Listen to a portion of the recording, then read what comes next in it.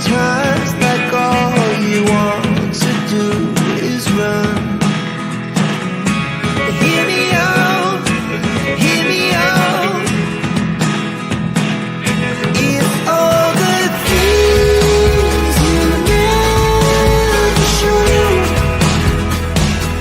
there are the things I want to know. Secrets start in your heart to slow. But if you don't wanna tell me now, I guess I'll never know. Losing almost all my energy.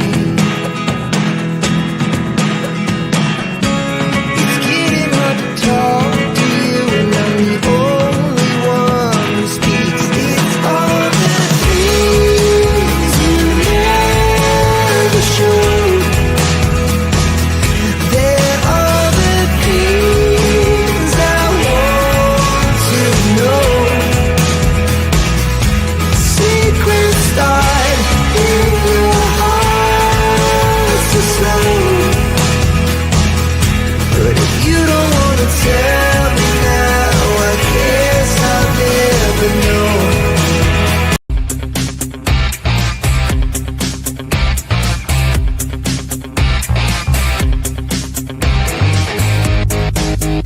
That's enough.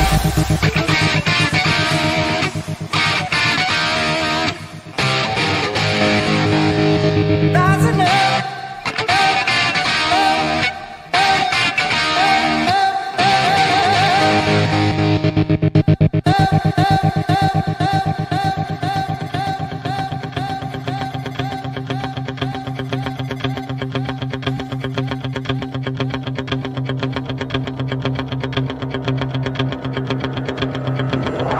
That's enough.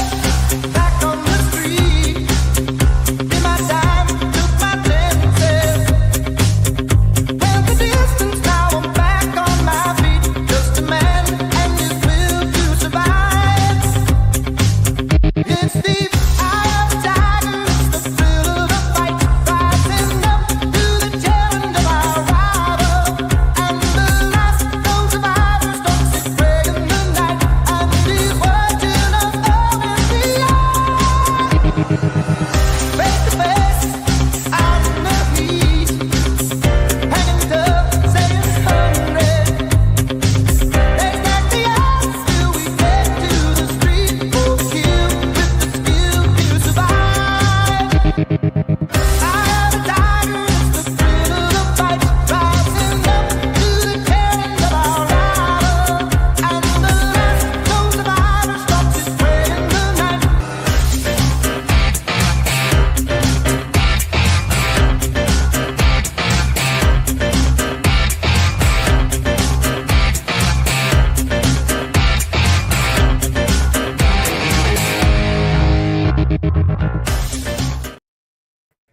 Okay, hey you guys, welcome to tonight's live. Obviously, hey Melissa, by the way. Hello. Hello. Obviously, Seth and Tony were on the Lore Lodge tonight. And actually, to be honest with you, are they still talking? Because It's ending now, so I keep I know. refreshing, so hopefully I can get timestamps. Yeah, on there. So anyways, yeah, so I'm sure that there's a lot of people doing lives right now and stuff like that. Anyways, no, intro isn't too long. Bug off with those comments already. Seriously? Trust me, mine is minor. Go watch Clutch Them Pearls and Cluminati and those ones that do like 10-minute song intros before 15 type of thing. Intro's too long. It's about a missing child, Sebastian Rogers. So if you're going to say ignorant stuff like that, you can leave right now, to be honest with you. Don't got the time of day for people like you. Intro's too long. Go create your own darn channel and talk about Sebastian Rogers. And I just honestly, those type of people just make me want to throw up a bit in my mouth. He's locked away in an institution, and HIPAA will keep anyone from. What did you guys, just to ask you guys, okay, from yourselves, what did you guys take away from the Lore Lodge? Like, what stood out to you the most in watching that live tonight, or what did you learn? So put that in the comment section. Hi, Sharon Parker, Big Bird. How are you? Word to Big Bird on there. So anyone that's joining the live, welcome. And so Melissa, we'll start with you. So what were a couple of the things that you thought that, were like very interesting nuggets that you learned during that live? So I think my main takeaways were that Sebastian was in contact with the grandmother, Katie's mother, who was not supposed to be around children's, due to her being a registered offender. I found it odd that the conversation about getting rid of Sebastian started in 2022 and continued. And there was talk of, like Big Bird said, of him being put in an institution. But just so Big Bird knows, from a medical standpoint, HIPAA does not override police, and police would have that information, because that's what I thought at first too. Oh, maybe he's locked away. And then I was like, nope, go back to your medical training. So that's just not a possibility, unless they have him under a pseudonym. But yeah, I mean, it was just, they went into a lot, and they went into some details, and Seth dispelled a lot of rumors, or did his best to. In the comments, there was still hate, but yeah, it was informative. Yeah, I was gonna say, and then we will like start, playing through some of it. I don't think it's going to give me timestamps. Pardon? It's not letting me pull up transcripts. It won't yet. No. It's kind of like you can't leave a comment on a live until after YouTube has done its like processing and stuff like that. Howdy. Hi, Yusuf. Howdy. Yeah. During the first part of it, for the first while, Seth, he looks like he doesn't want to be there. He looks like he's angry. Looks like he's tired.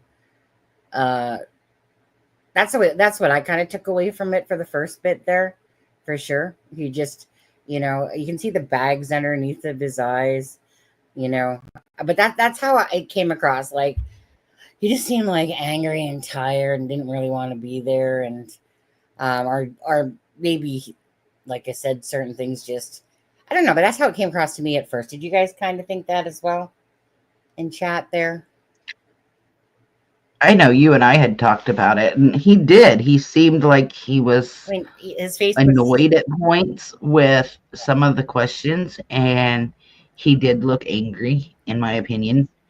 Mm-hmm. Could that just be him being numb? Could it be the fact that it's coming up, we're just a few days away from being a year? I don't know, but he definitely didn't look happy to start it off. No. I think it's a combination of a lot of things, to be honest with you. Just like, tired of probably dealing with the drama of it all, stupid rumors and stuff like that. And, I knew that his interview, for me was going to be like mediocre. I'll say mediocre in the sense of, it's the Proudfoots that hold the key to, if they want to be honest and truthful, like, they're the one, like, honestly, we all know that drama, gets the views. But because if Katie were to come on, there'd probably be like about 50,000 people watching.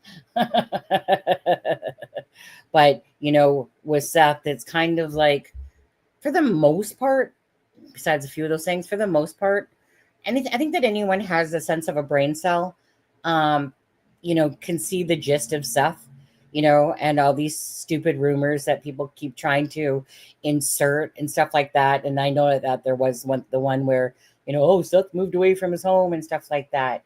Sometimes the stupider just get really stupid when it comes to common sense about things and stuff like that.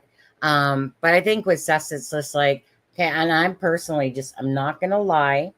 Okay, I'm not even going to lie here. I fell asleep during this interview because there was just nothing that was being said that made a difference. It was just boring shit being answered that we already knew weren't true and stuff like that. But I get it, right? Dispelling the rumors and stuff like that.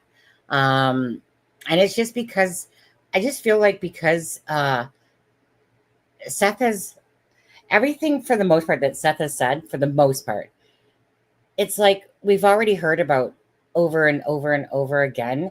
And honestly, it's just those drama people that keep wanting to insert stupid shit, or stir up shit, call him a pedo, call him all these things and stuff like that. I mean, as if these people live perfect lives as they're continuously slamming down, on Seth and stuff like that. Man's not perfect, but he's probably a better human than a lot of you guys that even follow this case, to be honest with you. Because there's so many people out there with twisted minds and twisted thoughts, and they just add to the stupidity of Sebastian Rogers' case. And I feel like I agree, like they just lose focus of Sebastian, I mean, Christopher Proudfoot, I would say, it's like watching a monkey entertain us. He's just always acting like a fool, acting like a moron, raging, then acts like he's a nice guy, lying, then asks for you to believe that he's being truthful and stuff like that. And Katie's like the little, like I said, the little, what do you want to call it? Little Muppet that hides behind Chris, going, go ahead, you talk. Because if I talk, I'm probably going to say all the wrong things, But okay, at the end of all this, is there a part of you that believes that Sebastian left himself, or that somebody assisted in hiding him? Do you feel more that Yes. towards that he's not alive anymore? I feel a lot more. The option of him leaving is still on his own, is still pretty low on my list, but the option of somebody has him and is hiding him has went a whole lot further up. Yeah. Mm-hmm. Which, I'm still underneath that impression more so for some reason. I don't know. It just seems like that with this one. But, well, let's listen to a bit of it. I'm not going to start at the start, honestly. I couldn't be asked to rehash some of these stupid rumors that they're dispelling along the way. But let's see. Where do you think? Where is People this that from? understand what it takes to look for a missing child are not concerned about that. No. It's the people that are making money off of this child or making money off the drama surrounding the child that are asking the questions. And that's the irony of this. Mm-hmm. Yeah, I mean, I think it's. I was a little. I definitely wanted to hear, from the horse's mouth on that the money has been spent properly, and I do want to, ask a couple more questions. But we went down to Tennessee back in November for a week, and this part was actually kind of interesting, Sonny. Yeah, minimum. Just to go down and shoot a video. Yeah. I think people. The sister is over that. Hold on, realize you people can't who don't talk while travel the much, video's don't do playing. this kind Hold of on. thing. Don't. Because then no one can hear you. Because trust me, I've tried listening to myself when I've overtalked a video, and it's not good. You can barely even hear the person. So go ahead. So this part was actually kind of interesting. I thought this part would kind of be boring because they're just kind of rehashing the whole GoFundMe crap. GoFundMe. Yeah. And it was actually interesting because what I didn't know, I knew that his sister was over it. Everybody knows that. Anybody that follows the case anyway. What I didn't know is there were checks and balances. Seth couldn't just say, hey, I need $50 out of this fund, and they go into that. And I kind of thought that was kind of interesting, the way that they had it set up for Seth to be able to get money out of it. Right, right. But the thing is that so many people make it their effing business, so they don't even contribute to the GoFundMe, right? That's what always gets me about, and it doesn't matter if it's Seth or not. But what always gets me about these GoFundMes is these freaking ass people sit there and make comments. They don't donate. They don't do anything. They actually are useless to the case in themselves typically. And all they want to do is beak off. When I was watching the chat go by in this live here, just the amount of stupid people out there is just absurd, honestly.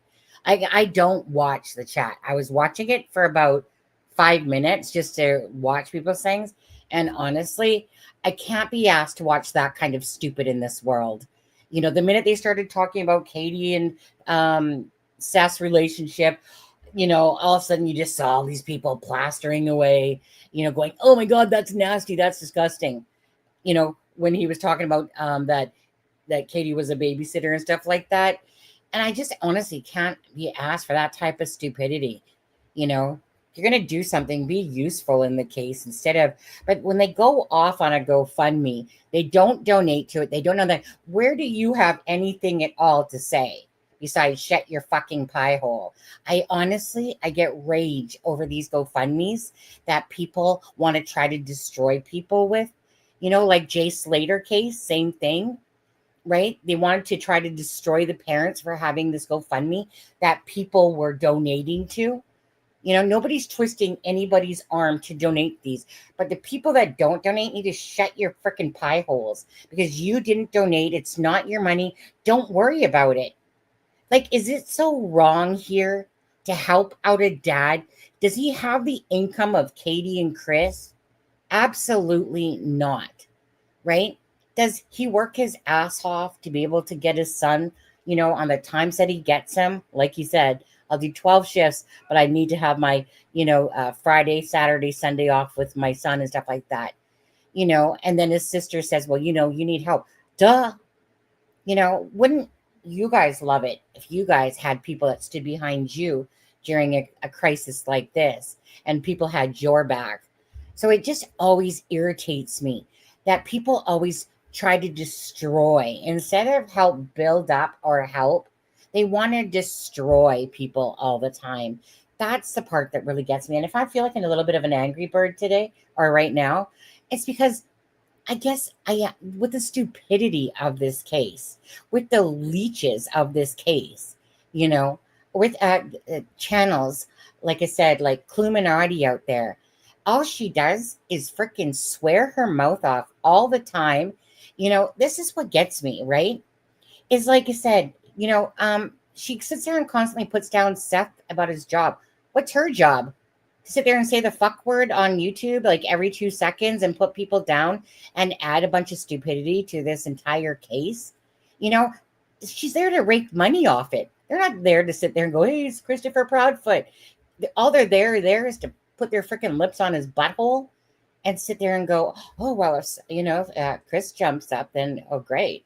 And then Chris is that person that will jump up because he's part of that whole circus act, but it's just kind of like who cares about those channels? Like, in all fairness, because like they're just going to ride off this case. They're going to, sit there and take all those freaking donations from those stupid people that donate to them all day long, because they're just as pathetic, and sit there and donate all these things to have what? To have a fucking walrus sit there and beak off about how everybody else is fat and this and socks and stuff like that. She is vile. She is vile, But anyways, that was my rage right there because I just get so tired. Is it so wrong to help out a father who's been searching for a son for a year? Nobody's forcing anyone to do anything. Nobody has to donate. But for people that do have a heart or do want to donate to Seth and help him out, great.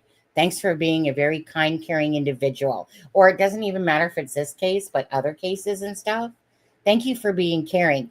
And those people that don't donate, and you have no voice. You have literally no say. So, like, freaking seriously, put a butt plug in your guys' mouths too. Because it's just so frustrating watching these morons in chat, sitting there. And if it was to happen to their child, let's see how much that they would want people to stand up behind them. It's just such a sad world when people are always trying to tear each other down all the time, Anyways, woo, yeah, go Sunny. Right. It costs money while looking for a missing person. Private investigators search equipment, gas hiring, search dogs, food flyers, signs, travel expenses, etc. It absolutely does. And let me just put it this way. I would love for people to have my back if I was in the same situation. I think there's a huge difference here between the Proudfoot side to the Seth side of things about who's truly looking for their child on this. And like I said, anyone with a brain cell can tell there's a huge difference by what's happening before our eyes. Who isn't sitting there doing all these lives? Who's too busy suing people? Like Bullhorn Betty there, taking her to court. They actually went into why the cease and desist were sent out as well. Some of the stuff I learned in this, I'm like, oh, so that's the point behind, X, Y, and Z. And for me, it's like, you're right. People don't have a right to tell people what to do with money that was donated to them. And I think if Seth needs something, by all means, use the money. But I thought it was interesting the way that they set it up in a way that everything is accounted for and why. And it's not just one person saying, well, I need this or I need that. It has to go through 3 people. And so I thought that was interesting. Well, again, because when people do donate to GoFundMe's, right, they want to know that it's going towards the right purposes, and how to get at it. So, to have something in place for that, but there's always, like I said, so you could have all these things set into motion. And then you have those losers out there that just can't shut their mouths. And they just think that Seth is riding off people, using people. And hi, Shampoo, I just want to ask you where conditioner is. Just saying. I just want to know where the conditioner is. Inquiring minds want to know. Just saying. We need a bottle of conditioner 1966 in the house. Melissa, go change your name. Okay, let's play. Let's play a little bit more here. I'm going to put it on a little bit faster speed, obviously, guys, and we'll get into things as they come about. But let's see here. Realize how much you end up spending in a very short period of time on hotels and gas and food. And then when you add in signs to the mix and things like that, that cost can balloon into the thousands of dollars really quickly. So, it doesn't surprise me that, 25 grand was spent on this. So what I wanted to ask as a follow-up is, I believe that from what I've seen, this originated from T-Rev, from Trevor Lee, that you had given some money to a person to pay rent or mortgage or something like that. Is that true? Did you send money to anybody from that account? No. Okay. So just off the bat, flat out denial? Actually, T-Rev came out and cleared that up. I saw somebody sent that to me just before the show. And said that it didn't happen. Yeah, which leads me to wonder where the hell did this story actually even come from? Is he walking it back? Like, it doesn't really matter at the end of the day, but it's a rumor, and it's if something like that had happened, you would think that somebody would be able to come forward and say, yeah, here's the receipt from me being given the money, but we don't have that. So, well, and we actually have a process now that's in place. I would say right around July, after I'd been involved for a couple of months, we have kind of a checks and balances internally to where when Seth has a need, he will come to me and talk to me, and his sister and I, again, we have some common friends from back home. We've gotten to be really close. And I actually will go to his sister and talk to his sister about what the needs are after I agree that they're necessary. And then she will reach out to Seth, and essentially all 3 of us talk before $50 is sent to him. So that's important what you just said. Before $50 is sent to him. So Seth, you are not the steward of this money? No, sir. Okay, so your sister is. Yes. All right. And was there any specific incident or a pattern, something like that, that led to a decision where there was kind of a committee whenever money needs to be spent? Or was that just kind of a natural development? Just developed. I mean, she's been in control of the GoFundMe since it was created. All right. Yeah, that answers that.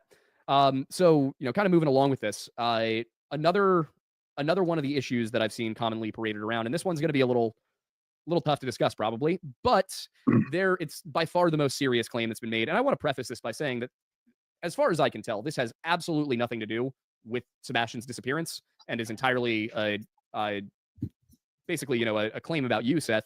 But you and Katie, you have had a relationship, and I don't mean a romantic relationship. I mean, you've known each.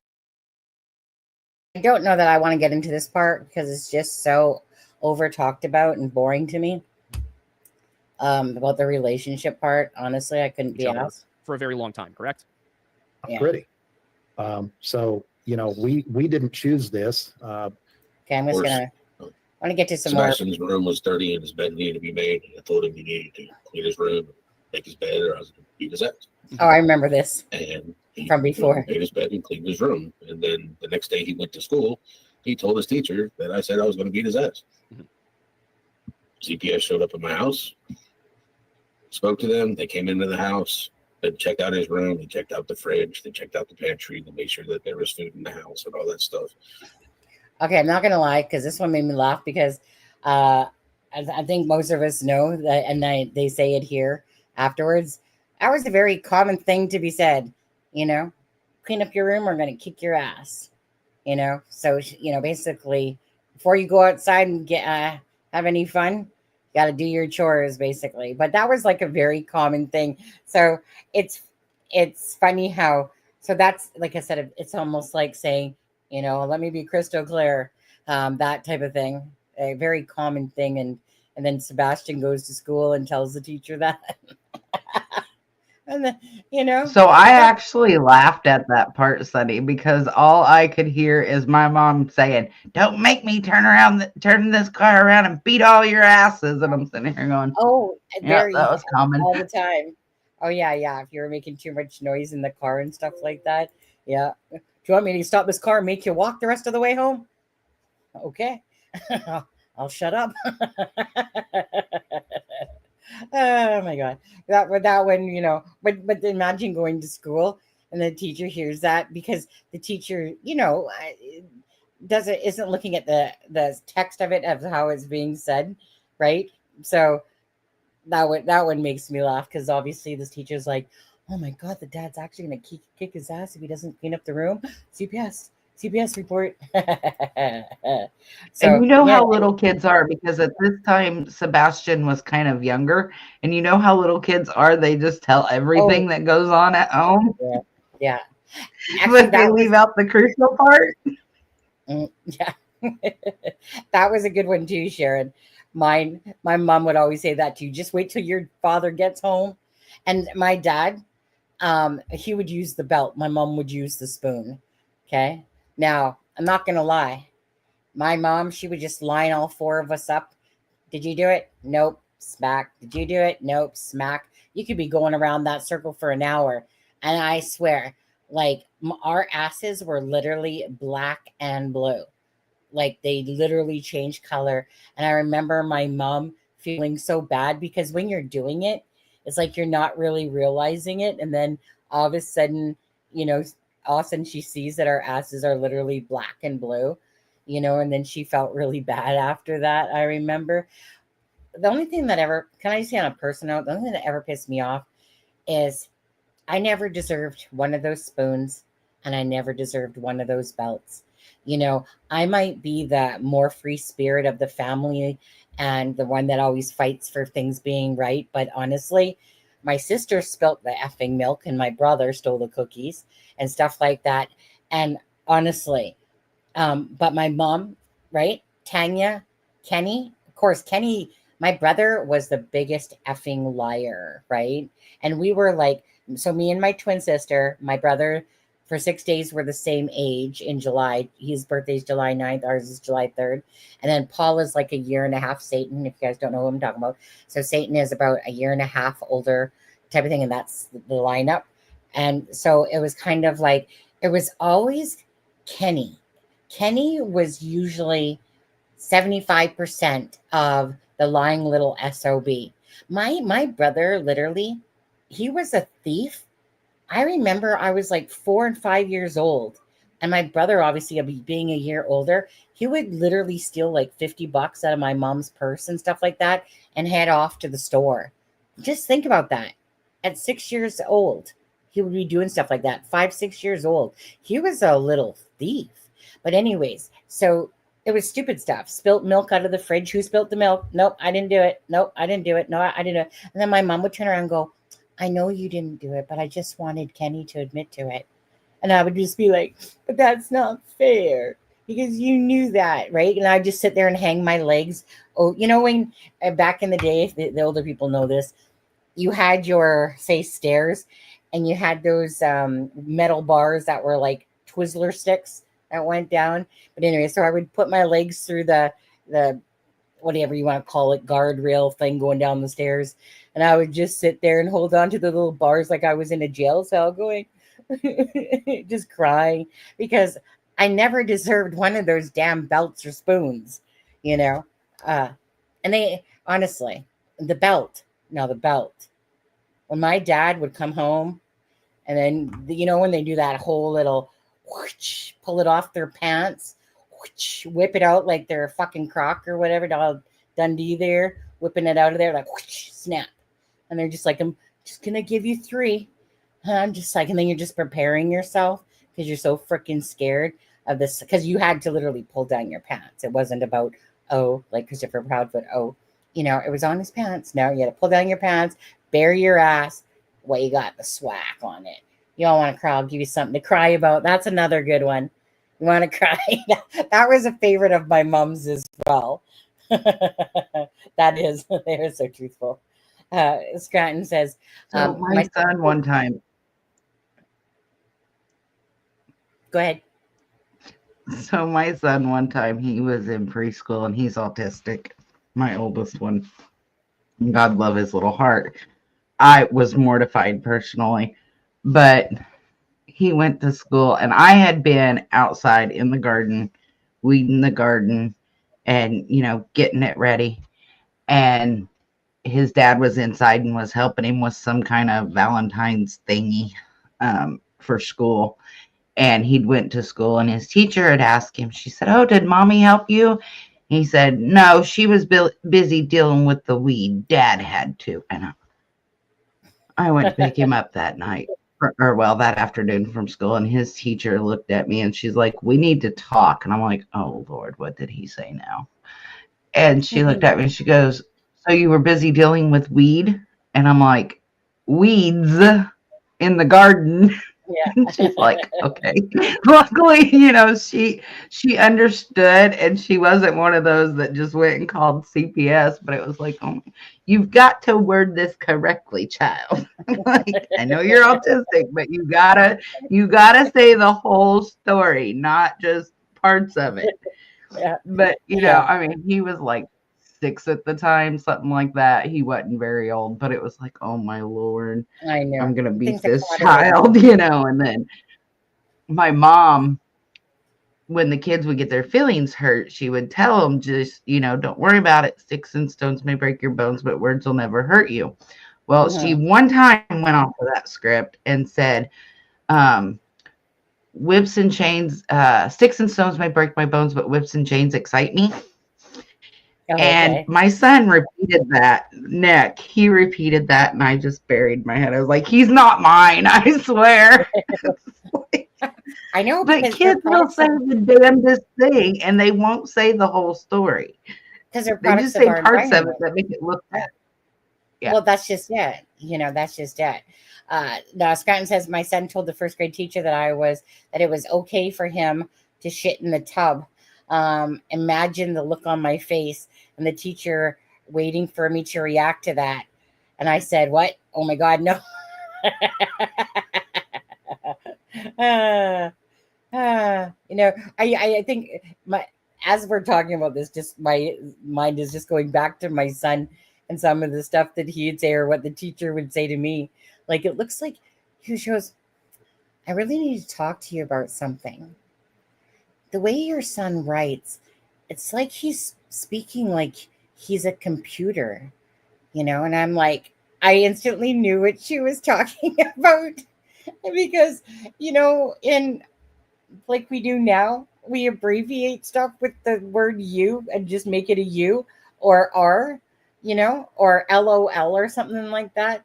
So Matthew, the way he wrote was like what you would see online, the same thing, like the same words that you shortcut in order to do something. And like you could just see that I'm sitting here laughing and she was like, well, I just needed to bring it to your attention because I'm a bit concerned. And I'm just like, yeah, really? Life, third world problems right here because he sits there and he writes like he's talking on a computer, but it was so true. All these little shortcuts that he was making. It just actually really tickled me when the teacher said that. Gamma says if CP was so invested in seeing his daughter, then why didn't he pick her up from the airport? And so why is she always behind KP in photos from summer visit? Hi, Gamma. Gamma. Well, it's not Gamma. Gam 23 on there. Now, I'm just going to play a bit more, guys, because I need to go to the washroom. That's what I need to do. I've been drinking too much water and drinks today. And Okay. they were like, well, this is what was said. And I told them, I accept that. I used the wrong verbiage with my son. It was to get him to clean his room, make his bed. I never had to do it. Thing was the parents had quit their job in order to take care of him, and they had an extremely structured daily schedule because of what was benefiting him. Oh, so sometimes people with special neurological needs might benefit from structure, is what you're saying? Yes, shocking. I don't know Shocking why indeed. their volume I'm isn't that stunned. great. And I'm stunned that in a I state got like this thing California, they turboed wouldn't out have maybe and my own recognized volume that. But max, I don't know. not Oh, yeah, it's maxed out California. high. Fair enough. Speaking of California, because a lot happened in California, you had said on, I believe, the Pascal show, and I think you also mentioned it on maybe Court TV or one of the local news stations, that there, and again, this is going to be a difficult one to talk about, and I understand that, but that something had happened with Sebastian when he was, I believe, 7 or 8 years old, and an older boy who was around the age of 13, and that this resulted in Sebastian going into therapy, and this had its own cascade of events. So, am I correct in saying that there was an incident wherein Chris and Katie allowed Sebastian to be alone with an older boy who committed an act of abuse against him? Yes. Okay. And was this child punished in any legal way? No legal way. The only thing I was able to do was actually get the deputy sheriff that was involved in the case in contact with the psychologist that ran that at the school that the child went to. Okay. So that way they could protect the rest of the children that he was in contact with, so that hopefully it wouldn't happen again. But they had not pressed, Chris and Katie didn't press charges. I was told that I couldn't press charges because of the age difference. Who? Because this is what the deputy sheriff told me. This was going to be the next question I asked you, if you want to go for it. That the child was under the age to be prosecuted. Okay, so the deputy told you the child was under the age to be prosecuted. Correct. It's interesting because the following year, or not, maybe not the following year after this had happened. No, yeah, the following year after this happened, California passed a law that said even children under 12 could be prosecuted for the crimes that you described. So I'm not familiar with the California laws in 2017, but in 2018, they made a law that this was something that could be prosecuted for children as young as like 8 or 9, depending on the circumstances. A late dollar short. Yeah. So there's a statement you had made on another show where you had said you wanted to leave California because of the laws regarding a 10-year age difference. And this was taken by a lot of people to mean that you were, for some reason, upset that that people under a certain age couldn't be interacted with in certain ways.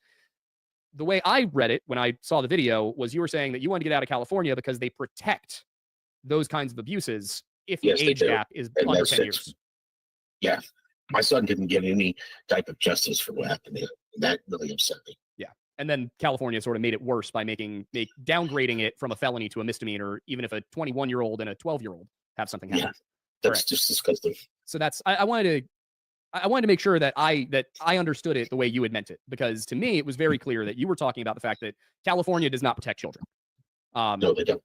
So, after this event, this is what I said. This had a cascade of effects. After this happened, I know Sebastian went into therapy, but you had expressed, I think, on the Pascal show back in March or April of last year that you were not satisfied with the therapy he was receiving. Correct? The lady that was his therapist was not properly trained in how to take care of the child that had been. You don't have to say it. I think everybody understands what happened. There's particular types of training you have to have in order to help the child, and she didn't have it, and that really upset me because you can't just go to a therapist and if they don't have the proper training to help you get through something. Yeah, as someone who's been through therapy, I understand. I was in therapy at the same age that Sebastian would have been for different reasons. I had some anger issues that I've mostly gotten under control. Unless you're talking to flat earthers, but unless I'm talking to flat earthers or several other subsets of people, Yep. Tartarians. But to get it back on a track, this therapist that he was seeing, so this was not a child psychologist at all, or just not a child psychologist trained in those issues? Trained in those issues. Okay, but it was a child psychologist. Yes. Was this individual a private child psychologist or related to the school or related to? Now, as for this part, and again, I think because we've heard a ton of this, is there anything you want to say in regards to this part, Melissa? And go Matthew. Maddie Braddy is what I called my son. No, this part, they just kind of rehash kind of things Yeah. that we already know at this point. Yeah, this is probably where I nodded off pretty much, to be honest with you, because I was like, if Christopher Proudfoot or Katie would have been on, would have had my full attention. But again, and that's because Sebastian was last seen at the Proudfoot's house, right?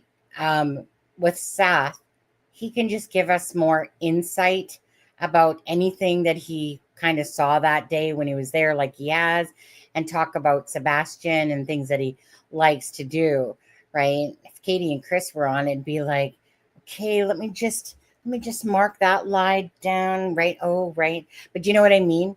It's because that it's Katie that really could, just really sit down during a live and just be clean about the timeline of that day.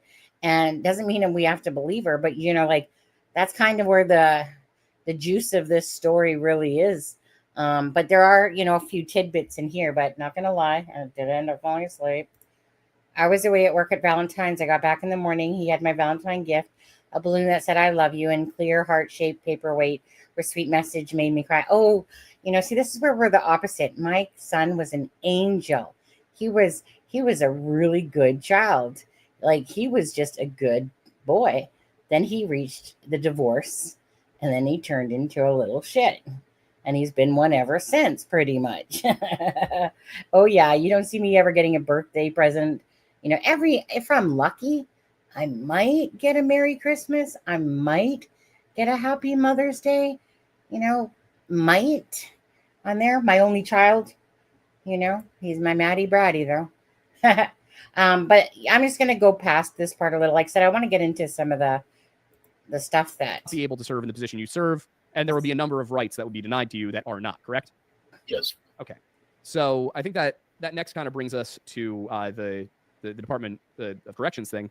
One thing I saw today, somebody had asked a question, which was when you filled out they said that when you filled out your Department of Corrections application, your Sheriff's Department application, you had placed a former employer as Rogers Homestead of Family Values, and that Correct. you had also told the Sheriff's Department that they could not contact that employer. Is that correct? No. So you did not tell them they could not contact this employer. somebody actually make that crap But you up. did list that as an employer. Yes. Okay. What is Rogers Homestead of Family Values? It's a nonprofit foundation that I've been working on And what is the goal here? to help special needs families and children. So would this be a workshop? Would this be a retreat center? What are we looking at in your vision? In my vision, people would come out and stay for a week or two using animal therapy to help the children. Mm. Have people that are on site to sit there and give therapeutic conversation, therapist-wise, to help not just the parents and the child, but the children because when parents have children Maybe one of them is special needs, one of them is autistic, and the other one is not. Mhm. Or you have two or three, and sometimes people forget about the children that are not autistic because mom and dad are now dealing with the autistic child, trying to make sure they have the correct structure, things like that, and the other children get forgotten about. Yeah. And it's to bring the whole family back in. When Sebastian was going to school in Kansas, they used animal therapy. And I saw the difference with my son when they started using animal therapy with him. And he reacted so positively with that was just something that I think that they should do more of. Right. And they should. And I mean, I don't know if I think I I'll told you stop this. it there for a second because when I did hear him talking about this, and honestly, I think that's a wonderful thing to do because animals are like healers, right? You know that typically if you feel like nobody else loves you, your animals do. I think that animals are just really just a great way they're just healing in so many ways, pets and that. And again, I think we know that by certain things that Sebastian loved animals, especially cats, and that he was a gamer through and through on there. But don't you think that that's that's an awesome thing, to be honest with you? And I think that Seth's seen that, like I said, seen Sebastian get that joy out of that. And that, so when you see your child and something like that is like working for the better, that makes sense to think about opening up that type of, say, foundation or whatever. What do you think? So yeah, I mean, there's a reason dogs are taken into hospitals and nursing homes, and a lot more common now, even funeral homes, because they're comforting, and children and adults alike get comfort out of animals. I know at Absolutely. our children's hospital here in Indiana, they have a dog that they go around, that they take around the hospital and visit different children. And like at Nick's funeral, I was asked, "Do you want our therapy dog?" And I'm like, "Yeah, Nick loved dogs. Please let her be there." And so the dog was there, and it was very soothing for my son, who's autistic, for his older brother, to have that dog there. Like, she went and sat by him, and she wouldn't leave his side. Like, it's soothing, and it is healing. And something I found important in this, a lot of people have said that, some people, I guess I should say, have said that this was formed after Sebastian went missing. Some said it was formed before, but this was formed, it was started or thought of before Sebastian went missing, but it's not actually off the ground. It's just basically a thought that they've said, okay, we're going to kind of get the LLC going. Right. But it's not something that has taken off yet. Right. And so for people to diss him and to put him down for such an idea that is a good idea is just unbelievable. And that, again, those people are meaningless, useless people that walk this earth, the ones that speak like that. Honestly, again, it's supposed to be about building people up, caring about people. And when people, like I said, when they try to take away from everything, and they just, I can't, whatever to the Seth haters. Seriously, go freaking dunk your head in a bowl of toilet water with my piss in it, for all I care, to be honest with you. I just can't be asked for the stupidity of people when it comes to Seth and the stuff that they, say and do. There's a huge difference here. You got Proudfoot, liar, Pinocchio. You got Katie hiding behind, totally doing the opposite of what this, okay? I mean, I can understand people's frustrations towards the Proudfoots, including my own as a parent, and stuff like that. But I don't get when you're literally watching someone that follows the grain of salt of how you would be if you were searching for your kid. You'd be exhausted, tired. Again, the help of people that have donated to help him aid in the search for Sebastian, because of all the people that, the leeches that sit there and they do the lives to rake off the Sebastian case and stuff like that, or just to troll on Seth all the time. all I think is just that, and it doesn't matter if it's this case or another case, but when you can clearly see there's a huge difference, and then you have these twats that just troll the cases because they're bright, like there's no brain cells up there, right? Just like a fucking floating fishbowl there, and that's about it. No brain cells, and they're just sitting there like, oh, let's just, uh, throw in these stupid rumors of like, so you put on your application that this person can't be contacted, like who starts that shit, right? It just I just can't believe that these people sit there and actually can get up for work and actually have jobs. Some of these people, and most of them probably don't actually. Most of them probably just sit there on Facebook and social media all day while their husband's probably working, type of thing. A lot of them, because I mean, the majority of them typically are females. There's a lot of males following this case, but females usually females typically have the biggest caring hearts over men, in a sense. Like, meaning, if you were to take a poll, chances are, it's going to be females that typically watch most of these things, a lot of these things. Like my husband, right? He's too busy gaming. He couldn't be asked with this stuff. But females, especially, no offense to men on that, but honestly, females are typically the ones that have those big caring hearts, and they're usually the one. But in saying that, not there's, I mean, a lot that don't either. But I swear that people just are bored, and it's like, you know what? Let me just piss somebody off in chat today.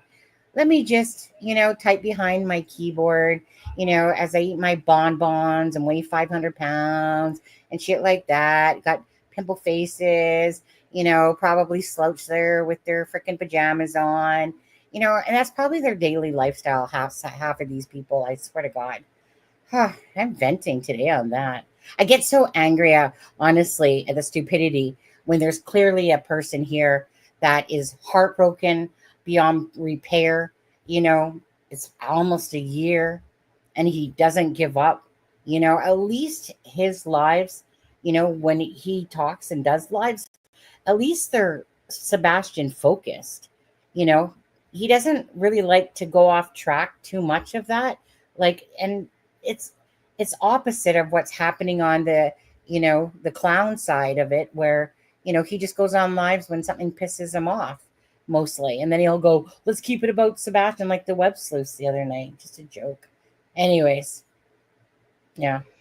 And what gets me is even if he had put that they can't contact a previous employer, what in the flip does that have to do with Sebastian being missing? Must be some Like, secret seriously, hidden people, secret. if it doesn't matter, don't Yeah. spread it. And I think that's, like I said, one of the biggest things is, honestly, is that people will create lives to talk about nothing, and or just talk about things that are just bold-faced rumors and lies. But again, if they know it's going to help their pocketbook by doing that, I mean, some of them are just dense as doors, don't get me wrong, but but the main thing fueling a lot of these people is that they'll just take anything because they don't know what else to talk about that day. So they'll just create a live based on nothingness, just to create that live over one thing and turn it into a 6-hour freaking live or 5-hour live and stuff like that. Anyways, let's go on. So my little brother is also autistic, around the same age, a couple of years older than Sebastian. But I saw a lot of similarities when I was looking at the two of them, and it doesn't surprise me at all that Sebastian would have had a good relationship with animals. I mean, I don't understand why they're so low. he loves animals. I mean, his favorite cat, but he really likes his reptiles. He liked his horses. He liked the ducks, and conversations with him, he was talking about being a vet. There's nothing better than, taking care of your own animals. Right. So this I guess the best way to refer to it would be a retreat center. This retreat center, is this an idea that you had after moving to Tennessee, or was this something that was in the works beforehand? Both. So I started in California. Yeah. I had discussed it with Katie, and she didn't see the point of it. And I had discussed it with Sebastian, and Sebastian liked the idea.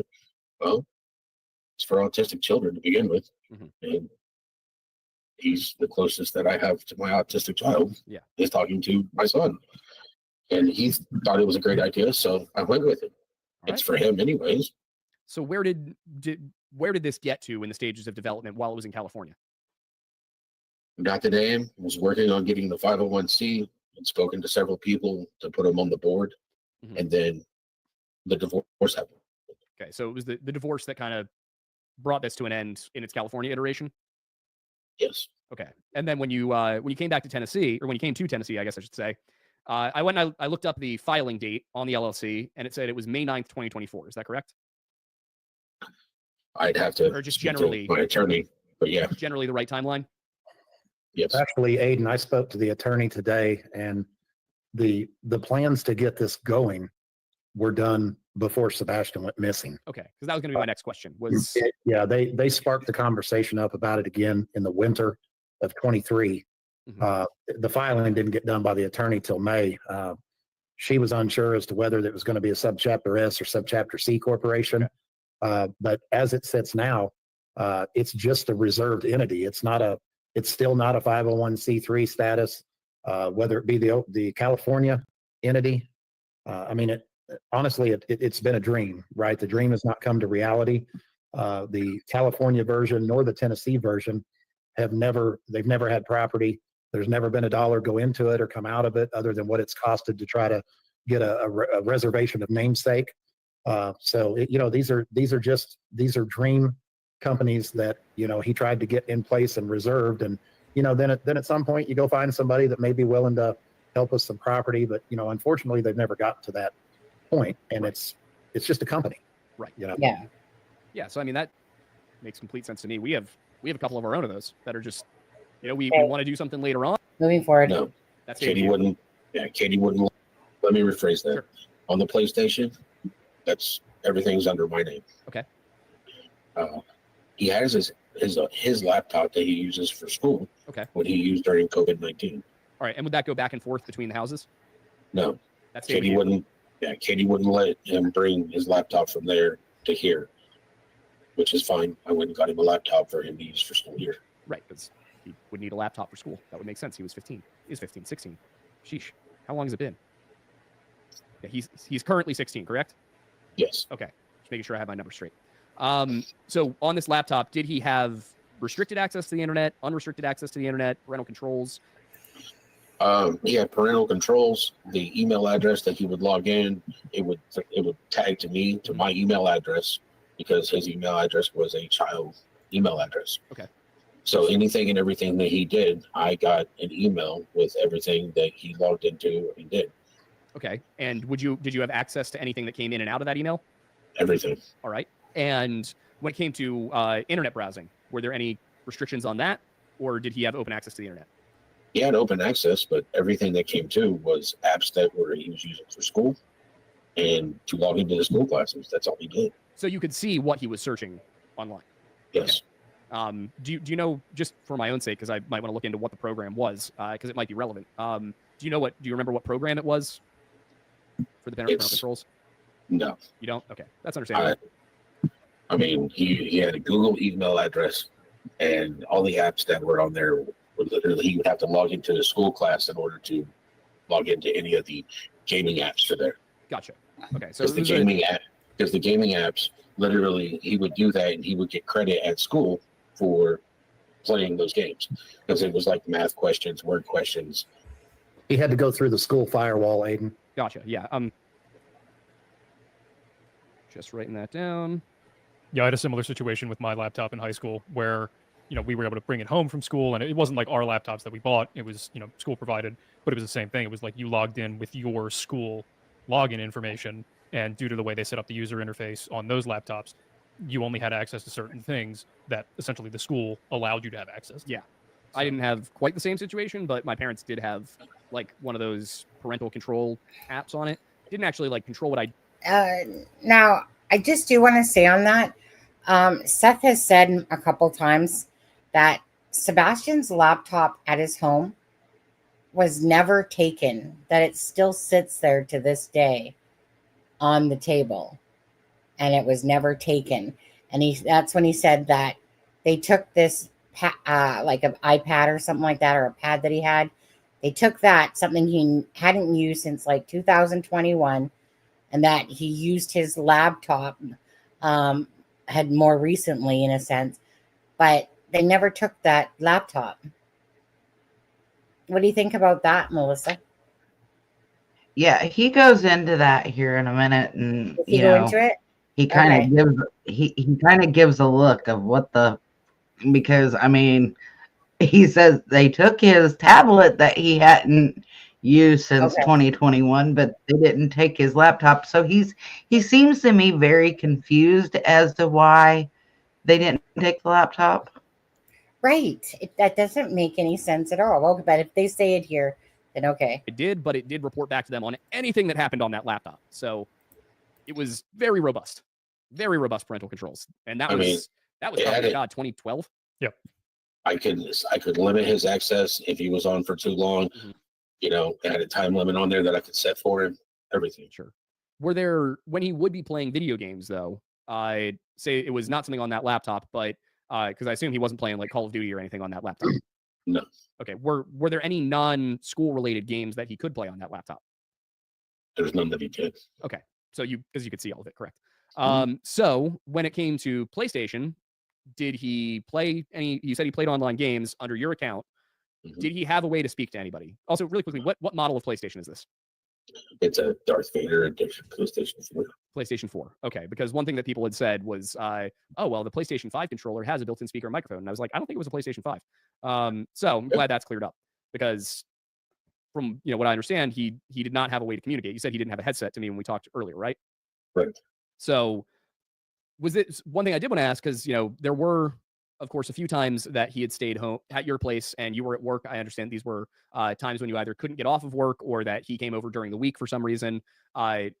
Would these have been at times where he would have had access to the internet through the PlayStation, where he could have gone and got your headset? Would there have been any way he could have communicated with somebody else via the PlayStation Network or via a chat lobby while you weren't home?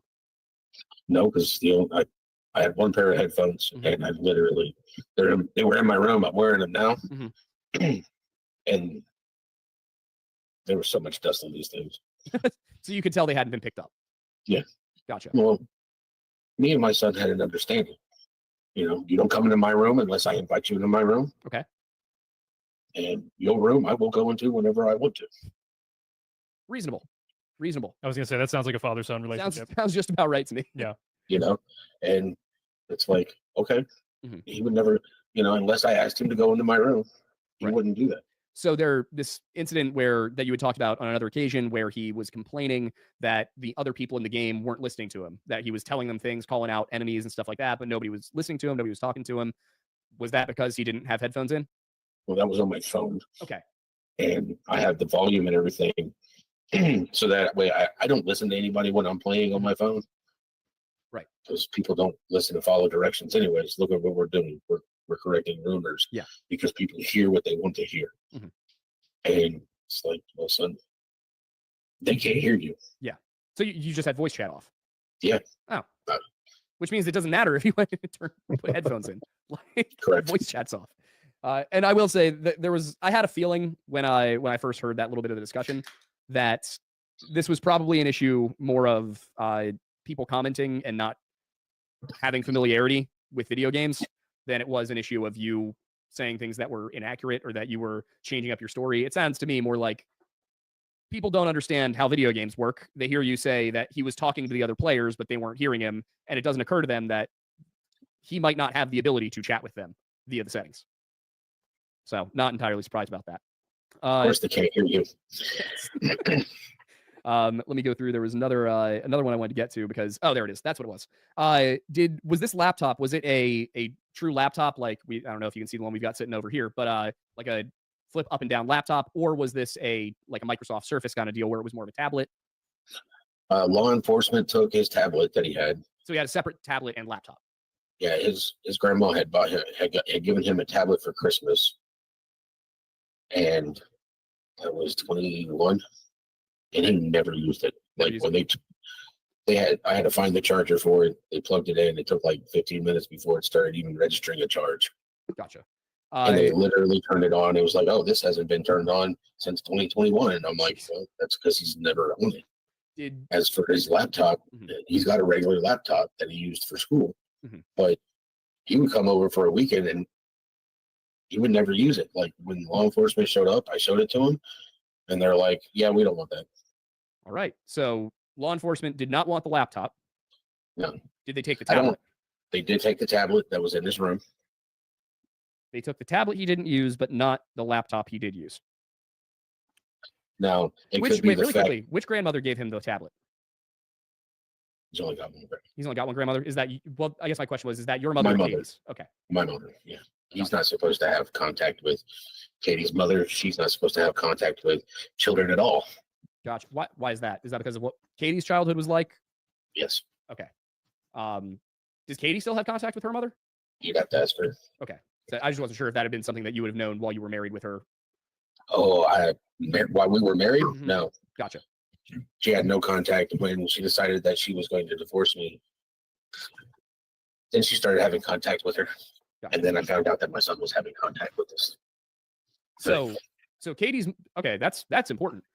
You're telling me Katie's mother is this an adjudicated thing that she's not supposed to be around children? Or is this Tony, you're nodding your head, yes? Yes. State mandated. State mandated. And yet Katie was allowing her mother, who has a directive from the state not to be around children or contact children. Alyssa, is this the part you're talking about from earlier or no? Yeah. This is the beginning part of it. Yeah. Okay. Did you have anything to say about anything else about, I mean, not really, I suppose. So gaming. Right? I mean, for me, Seth's look that he gave when they said they took the tablet and not the laptop says it all. I mean, he was like, yeah, if you can figure that out, let me know. Because he seemed bewildered by that to me. Yeah. Okay, so getting into a little bit of the juicy stuff here. This is where we start kind of getting into the more, oh my. I say I fell asleep during this part, apparently. Okay. Katie was allowing them to communicate. Let me clarify that, Aiden. What was happening is Katie's mother's. Be right back. Sure. Okay. Katie's mother's mother, which would be Katie's grandmother, which would be Sebastian's great-grandmother, lived kind of in the same property. They had different structures, but it was all part of the same property there in Virginia. And we know this because we've seen the property, we've been there. What would happen is Sebastian, if you remember Katie talking about Sebastian FaceTiming his family members about his pancakes that morning. Do you remember that? Yes.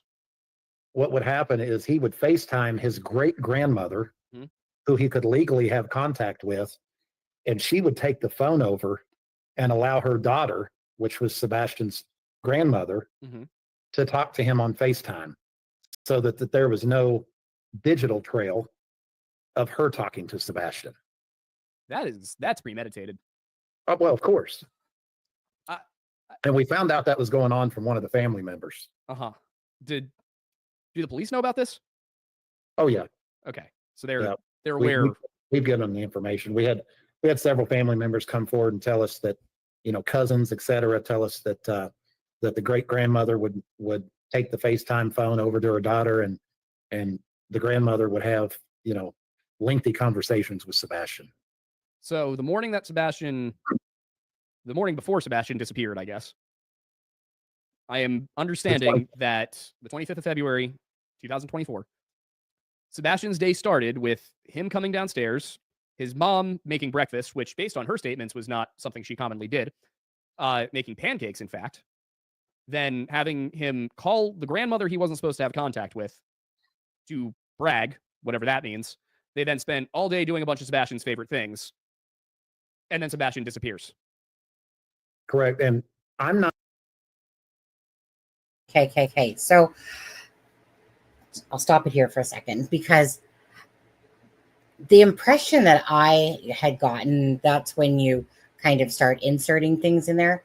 So the impression that I got was because when Katie spoke about that, how she, fun fact, made spaghetti pancakes. Well, she used that fun fact on Chronicles, but she said about the spaghetti pancakes on Duchess. Okay, but together it was fun fact. I made spaghetti pancakes, and so at first when I heard about this, when I was doing my own timeline thing, I was confused because I was like, "Wait, what's he calling it?" Like, so that they're calling family members laughing and giggling and whatever. And honestly, so the whole time I assumed that we were talking about Katie's side. Like not Katie's side, about Christopher's side, the Proudfoots, because of how the Daisy event went. Now, just quickly here, I want to, where is it? Is it this one? I think it is. Okay.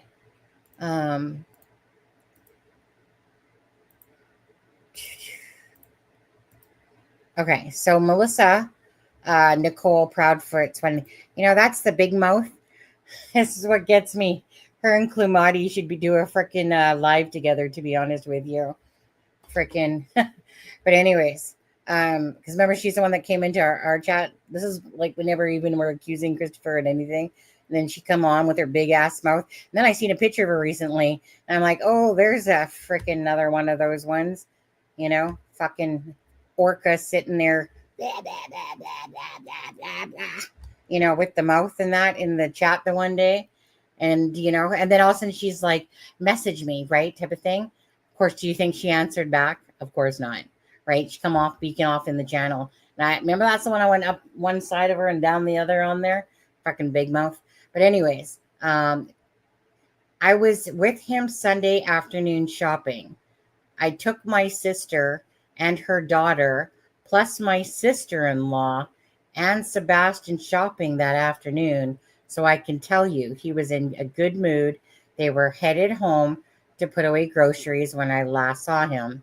Okay, so I took my sister and her daughter, plus my sister-in-law and Sebastian shopping. So obviously, Katie's the sister-in-law. I'm taking it there. Because I took my sister, Yes. because it's Proudfoot. So I took my sister, so her sister, and her daughter. And maybe that's the one where they said Esther. Remember in Chronicles of Olivia, when Christopher Proudfoot says, when she looks over to him, and that was always struck me as odd, right? Because she had looked over to him, and then he's like, yeah, Esther. But anyways, and daughter-in-law plus my, but I had always assumed that it was the Proudfoot side that when the phone call happened, but apparently not, because obviously the whole bragging part was to me about Katie freaking making pancakes for her child, laughing and giggling. Haha, my mom made me some breakfast, spaghetti pancakes. But did you not kind of assume that as well, just based on the fact that we were that Katie was talking about the Proudfoots?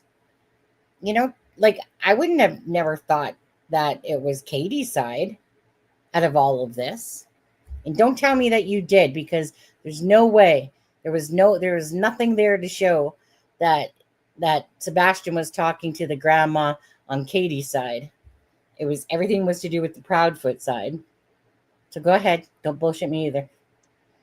I was like you. I assumed that it was the Proudfoots because she said she'd got a message about the niece and she'd met the niece, the two aunts and the niece at BJ's to swap them out. I assumed that it was the Proudfoot side that she was talking about. So when they confirm, and then here in a minute, he will try to backtrack what he just said, even though he said yes and he shook his head yes.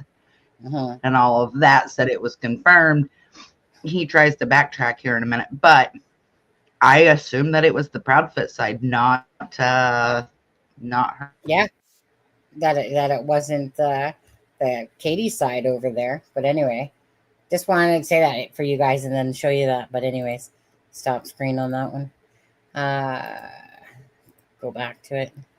All right. Not saying that I'm using her making the comment that he loved to FaceTime his family members, Mhm. and he FaceTimed family members that morning. We don't know whether he FaceTimed her Okay. that Gotcha. morning or not, just to be clear. All right. But we know that on a regular basis, he would FaceTime the great grandmother. She would take the phone over to her daughter. I'm just and going to play they that would have part again. conversation. Got it. I just So want to make we- sure because I was going to say if that state mandated and yet Katie was allowing her mother, who has a directive from the state not to be around children or contact children, Katie was allowing them to communicate. Let me clarify that, Aiden. What was happening is Katie's mother's Be right back. Sure. Katie's mother's mother, which would be Katie's grandmother, which would be Sebastian's great grandmother, lived kind of in the same property. They had different structures, but it was all part of the same property there in Virginia. And we know this because we've seen the property, we've been there. What would happen is Sebastian, if you remember Katie talking about Sebastian FaceTiming his family members Mhm. about his pancakes that morning, do you remember that? Yes. What would happen is he would FaceTime his great grandmother, Mhm. who he could legally have contact with, and she would take the phone over and allow her daughter, which was Sebastian's grandmother, Mhm. to talk to him on FaceTime so that there was no digital trail of her talking to Sebastian. That's premeditated. Oh, well, of course. I- And we found out that was going on from one of the family members. Uh-huh. Do the police know about this? Oh, yeah. Okay. So they're Yeah. they're We- aware. We've given them the information. We had several family members come forward and tell us that, cousins, et cetera, tell us that that the great grandmother would take the FaceTime phone over to her daughter, and the grandmother would have lengthy conversations with Sebastian. So the morning before Sebastian disappeared, I guess. I am understanding that the 25th of February, 2024, Sebastian's day started with him coming downstairs, his mom making breakfast, which based on her statements was not something she commonly did, making pancakes, in fact, then having him call the grandmother he wasn't supposed to have contact with to brag, whatever that means. They then spent all day doing a bunch of Sebastian's favorite things, and then Sebastian disappears. Correct. And I'm not saying that I'm using her making the comment that he loved to FaceTime his family members, Mhm. and he FaceTimed family members that morning. We don't know whether he FaceTimed her Okay. that Gotcha. morning or not, just to be clear. All right. But we know that on a regular basis, he would FaceTime the great grandmother. She would take the phone over to her daughter, and they would have conversation. Got it. I So just want to make sure because I was going to say if it played out the way I just described it, I was going to have a whole nother set of suspicions. Yeah. Well, the other thing I just want to confirm is Well, you understand why we went to Virginia now, right? Yeah, yes, yeah, it definitely. makes a lot of sense. But just to confirm for the audience's sake, where were you guys able to kind of confirm that information that these phone conversations with the great grandmother and then subsequently the grandmother were happening? Well, I think at some point Sebastian actually told Seth. Got it. 1 second. We were married when Katie's grandfather passed on. And I wasn't allowed to go To the funeral? to the funeral. Okay. Katie would not buy me a ticket to go back to Virginia with her and Sebastian. And I was forced to stay in California. Heartless bitch. What a heartless bitch. You know, is it just me or does she come off like she's like what we've been describing her as? More of a heartless bitch than this little meek little, meerkat. I know I haven't Yeah, I listened to the mean, rest of it. first of all, Heartless you know bitch. what? Before that, when they're talking about FaceTime and the spaghetti pancakes, Laura Lodge detailed this happened, this happened, this happened. Tony And says Tony was like, correct, and is shaking his head yes. And then the very next thing out of his mouth is, "Well, we're not saying it was that morning." Well, Right. you just did when you said correct. Well, But the- yeah, I mean, she I don't want to say that the grandfather's passing was premeditated, but I think that it quickly came into Katie's head that this was a chance for what happened. And for that to happen, Seth couldn't go, Right. And we'll get into that but part in a Seth second. got revenge. Well, yeah, I was going to say. So going back to that. So now this is a 50-50 one for me on this one. Because granted that Tony said that, but he literally brought up that morning about the spaghetti pancakes. And it's just, so to me, it's kind of like, why are you bringing that up and then turning around saying, well, we're not saying that it was that morning. I know. So it's either that you can take it two ways. You can run with it, or believe that he was just basically using that as a reference of, well, you know how he was talking, on the phone to a family parent or, or a family member,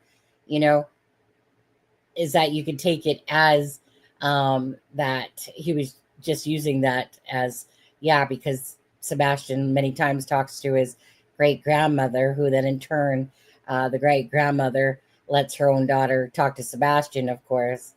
So I get it. But that's one of those things that will easily get twisted.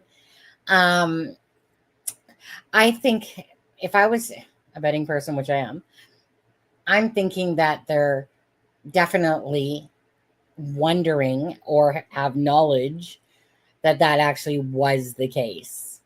And hence why someone bringing it up to use as an example, like, so you remember that morning about the spaghetti pancakes? He didn't need to do that. He didn't need to bring that part up into it, but he did. So people are definitely going to take that now and start now, regardless if it's true or not.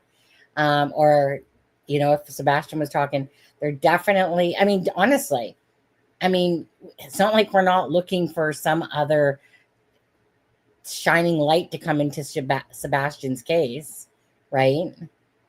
So it's not like we're not thinking about that. They probably went to Virginia thinking that Sebastian was being held there or something, probably, that he was taken away and maybe perhaps brought over to Virginia, where they are and stuff like that. That's probably the reason I'm thinking for their road trip there. Anyways. I have to agree with that because I've not completely ruled that out after this interview. Right. So who knows? Maybe a nugget, maybe not. Mhm. It's a good While nugget, she though. was there, I It called to is. speak to Sebastian, and I was screamed and yelled at. I'm having dinner with my dad. He is at home with my grandma, Mhm. and I call, and she was like, "You already have the number." It's like, "I need the number because the number you gave me is not working." Mhm. And she gave me the number. I called. Her grandmother answered the phone, and I was like, "I'm calling to speak to my son." And Sebastian got on the phone, and I was like, "Hey, buddy, what are you doing?" Mhm. He was like, "I'm watching TV." I was like, "Who's all at the house?" And he told me Grandma Susie and Grandma Francis. And as soon as he told me that, I told him, "Go to the living room, watch TV. I will call you back shortly." Mhm. And I turned around and I contacted Chesapeake PD to do a welfare check on my son because he's not supposed to be around a particular person, and yet he's sitting there calling her Grandma Francis, which tells me that he knows who she is Mhm. and he's interacting with her. Can I ask what year this was, or how old Sebastian was, if you recall? I guess was this closer to the divorce or closer to the marriage? This was close to the divorce. So like mid 2010s, probably. I think her grandpa passed on in 2015 or 2016. Okay, gotcha. So very close to the divorce in that case. Yep. Yeah, she had already filed. She had already filed at that point? She had already told me she wanted a divorce.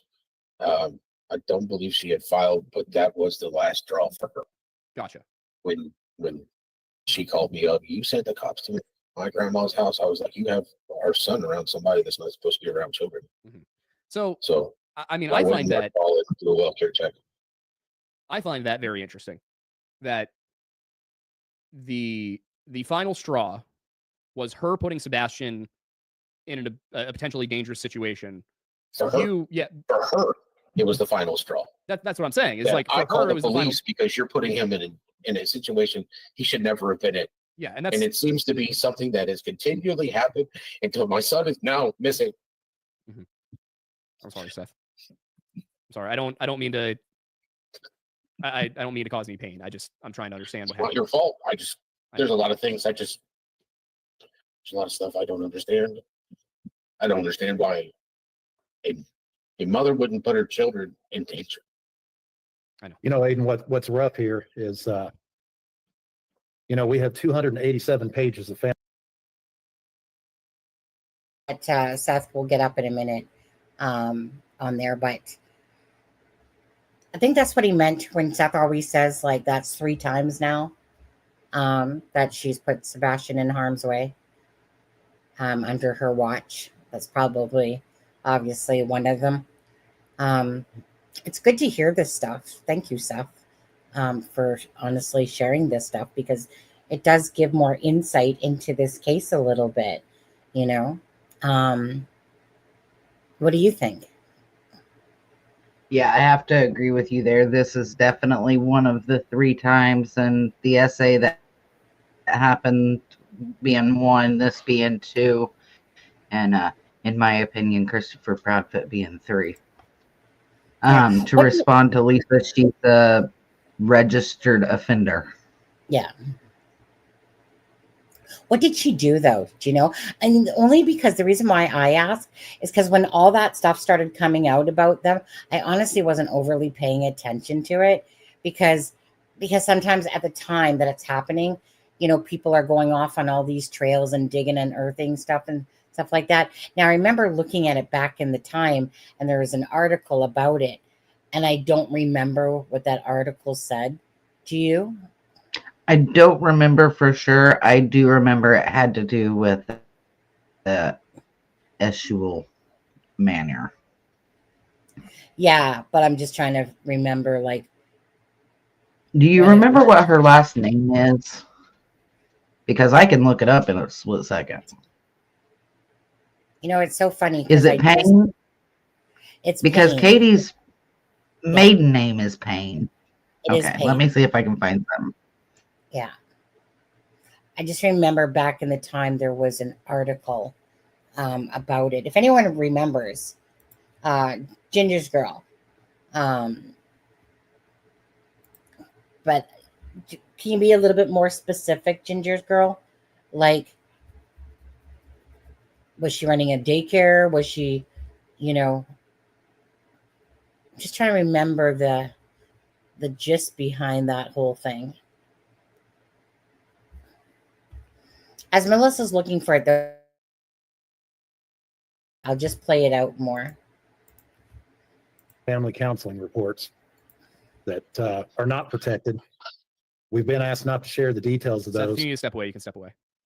But I can tell you that it's very tough on Seth Rogers to have looked through those reports and through the CPS reports and to be on a platform having to defend himself. That's tough. I don't. It's just unfortunate that the entire scenario has led to this, where this story has drifted so far away from finding Sebastian that this is necessary to regroup people. And just as a reminder for everybody watching, the whole reason that we're going through all of this is because at the end of the day, we are frustrated, as I'm sure only a fraction of how frustrated Seth is, about how far away from the point of all of this it has gotten. Like, I mean, the fact that we're sitting here having to waste an hour debunking rumors that never really had any basis to begin with. Yeah. Because a few drama channels on YouTube can't stop. They just love the $1,500 a month that much. Yeah. We've got some questions that we would love to send you to ask Katie when she comes on the show. Yeah, when she comes on the show. Yeah. Right, because I'm sure that the mother and father would love to both Thank you, Ginger. take advantage of a platform this size Found to clear up any misinformation and bring awareness to the Being YouTube friendly, what you got? So, according to what I have found, there was a half sister when KP was 15, or the child was 15. the grandma SA'd that child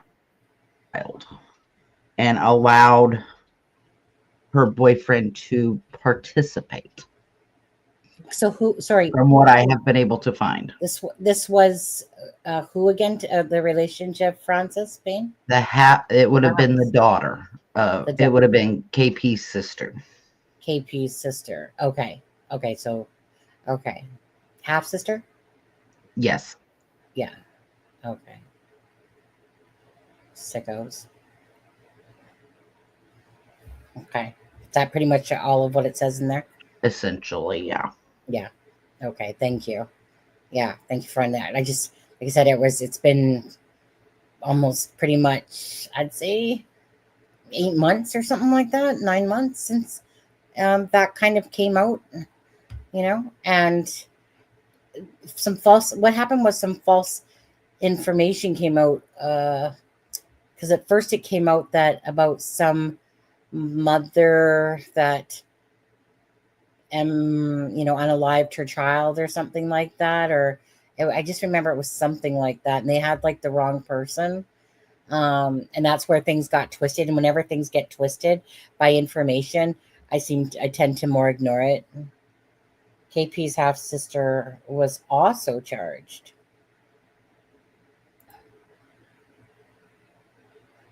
Why was the half sister charged? If she's a victim, why was the half sister charged?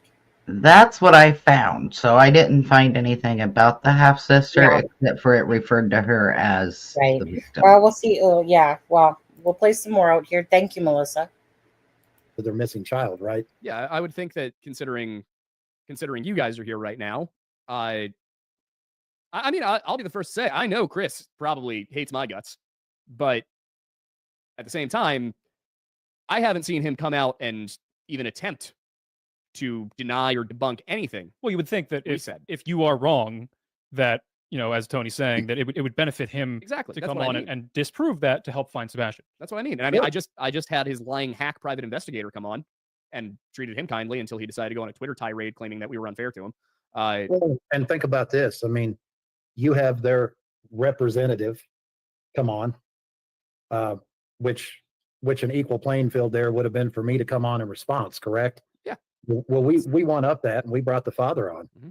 And that's So- what I was going to say is everybody's always asking, well, why does Tony always have to be there? Why can't Seth take an interview on his own? And I'm sitting here like, where's Katie Proudfoot?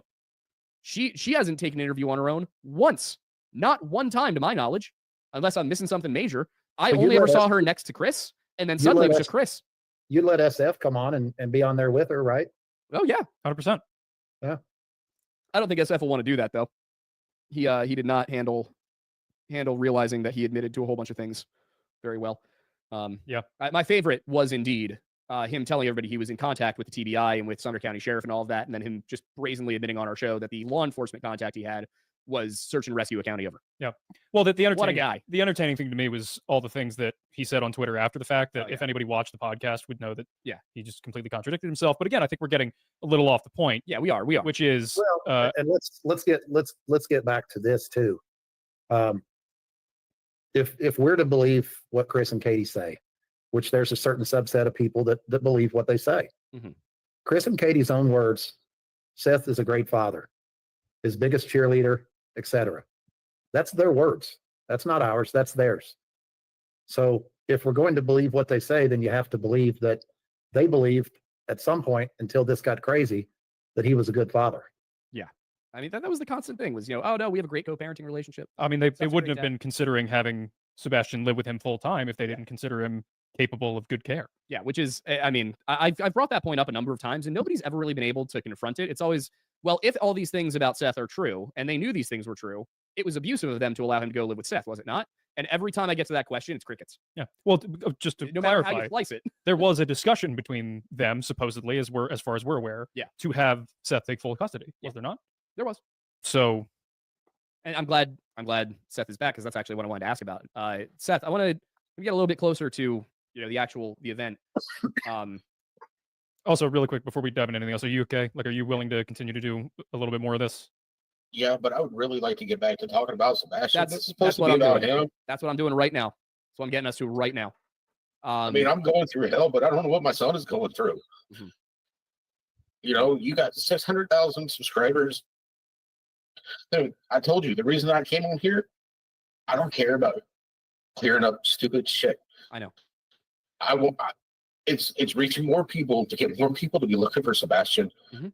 That's all I care about. That's what I want to do, and that's why I wanted to dispel some of these things, is so that we can finally stop talking about rumors and about nonsense and get back to focusing on the missing child here.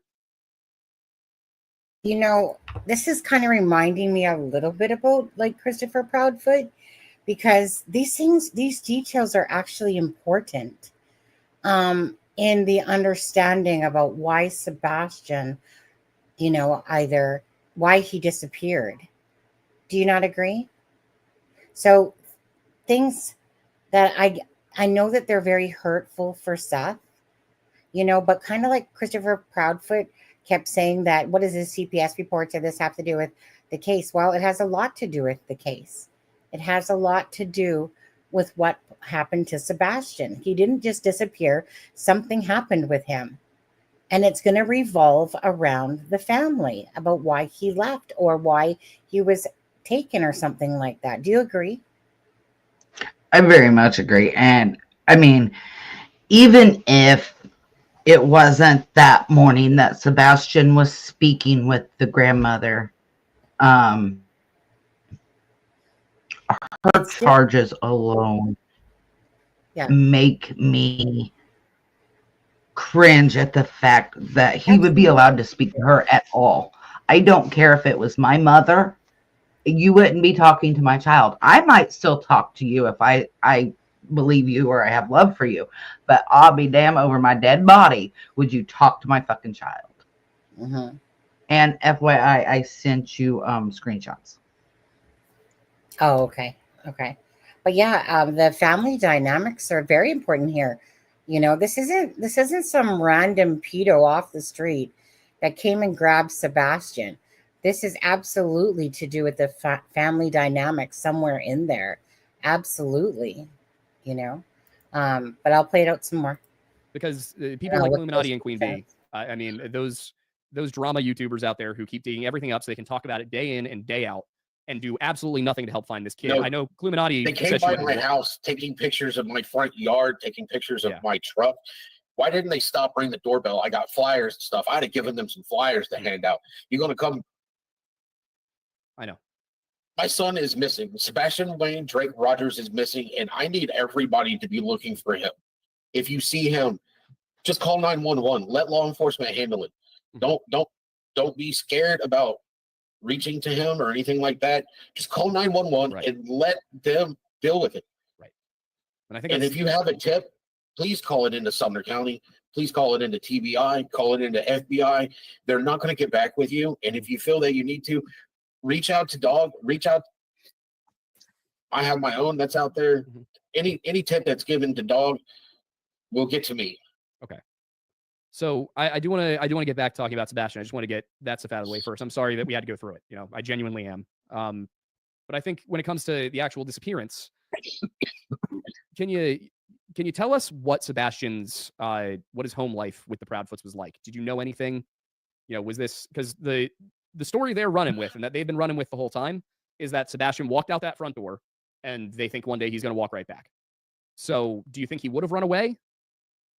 Well, let's use some constructive thinking here. All right, if a person leaves their house, they're either they leave on their own, they walk out the front door, nonchalant. They're not being forced out. They're not running for their life. They're going to have shoes on. They're going to pack a bag. They're going to take the things that they like. In Sebastian's case, it would have been his phone, his Switch. He would have had his coat. He would have probably put on his boots because I just bought those for him. He's the one that took an hour and a half to figure out what size he was going to wear, what size fit him, what fit comfortably. He would probably wear his boots. And were you able to see the home after he disappeared, and were you able to account for all of his shoes? I saw the boots that I bought him, and I saw the tennis shoes that Katie bought him, and I saw his old pair. So he only had 3 pairs of shoes, and his slides were in his room. Okay, so as far all the shoes you were aware he owned were still in the home. Correct. Okay. And as we know, not a single scent dog traced him leaving that house. That's what was told to me by law enforcement. Right. Now, if he had left that house, if it was a flight or fight, Mhm. when you're put in a situation, if he had ran out that house, he would have ran out to the middle of the street. Every camera that was out there would have picked him up. SF showed us the camera angles. Yeah, I'll tell you right now, I've been through several PIs Mhm. in the last year. And if you notice, any of my PIs that went on social media No. aren't my PIs anymore. I have a PI local that's on this case right now. Mhm. And they're not going to go on social media. PIs that go on social media are not private. At that point, you're a public investigator.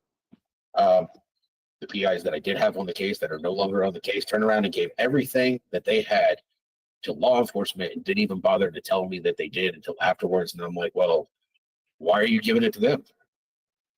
I'm the one that's paying you. Mhm. They're not. I should have everything So, before you give it to them so that I can take it and give it to them after I go through it right. to So- see if there's anything. So they withheld investigative information and data from you, even though you had hired them. Yes.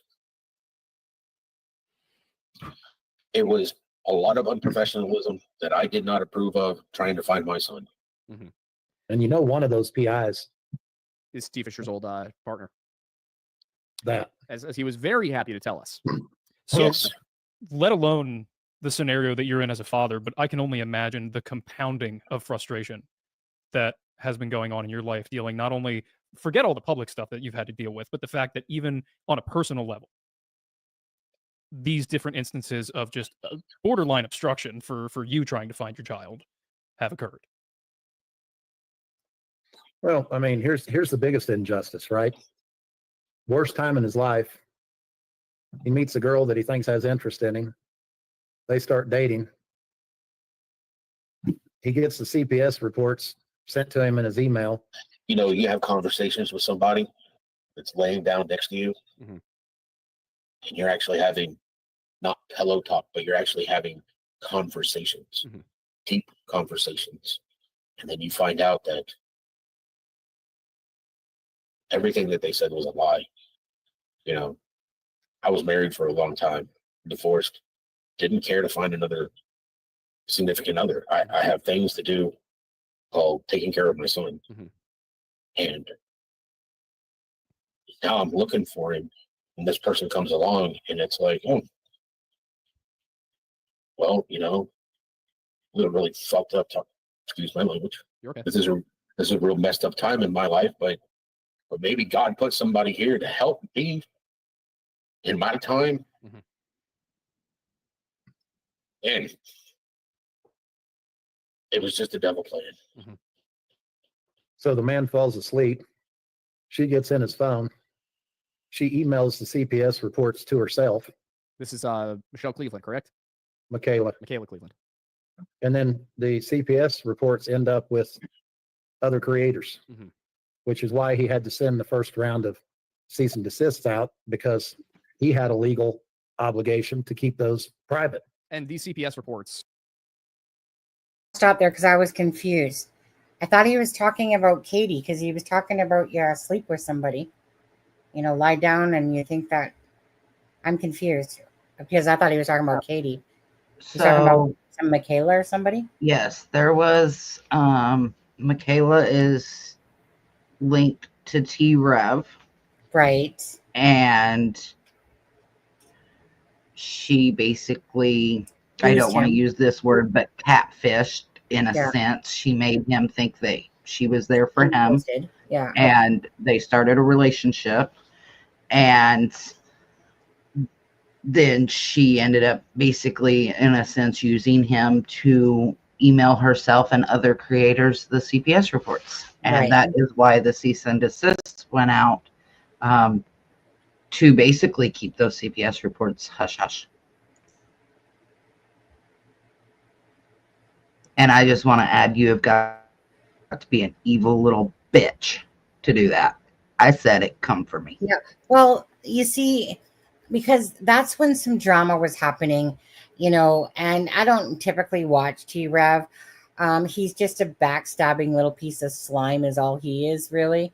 And I remember when that kind of this whole thing came out about something about his girlfriend was just using him, and I was just like, really?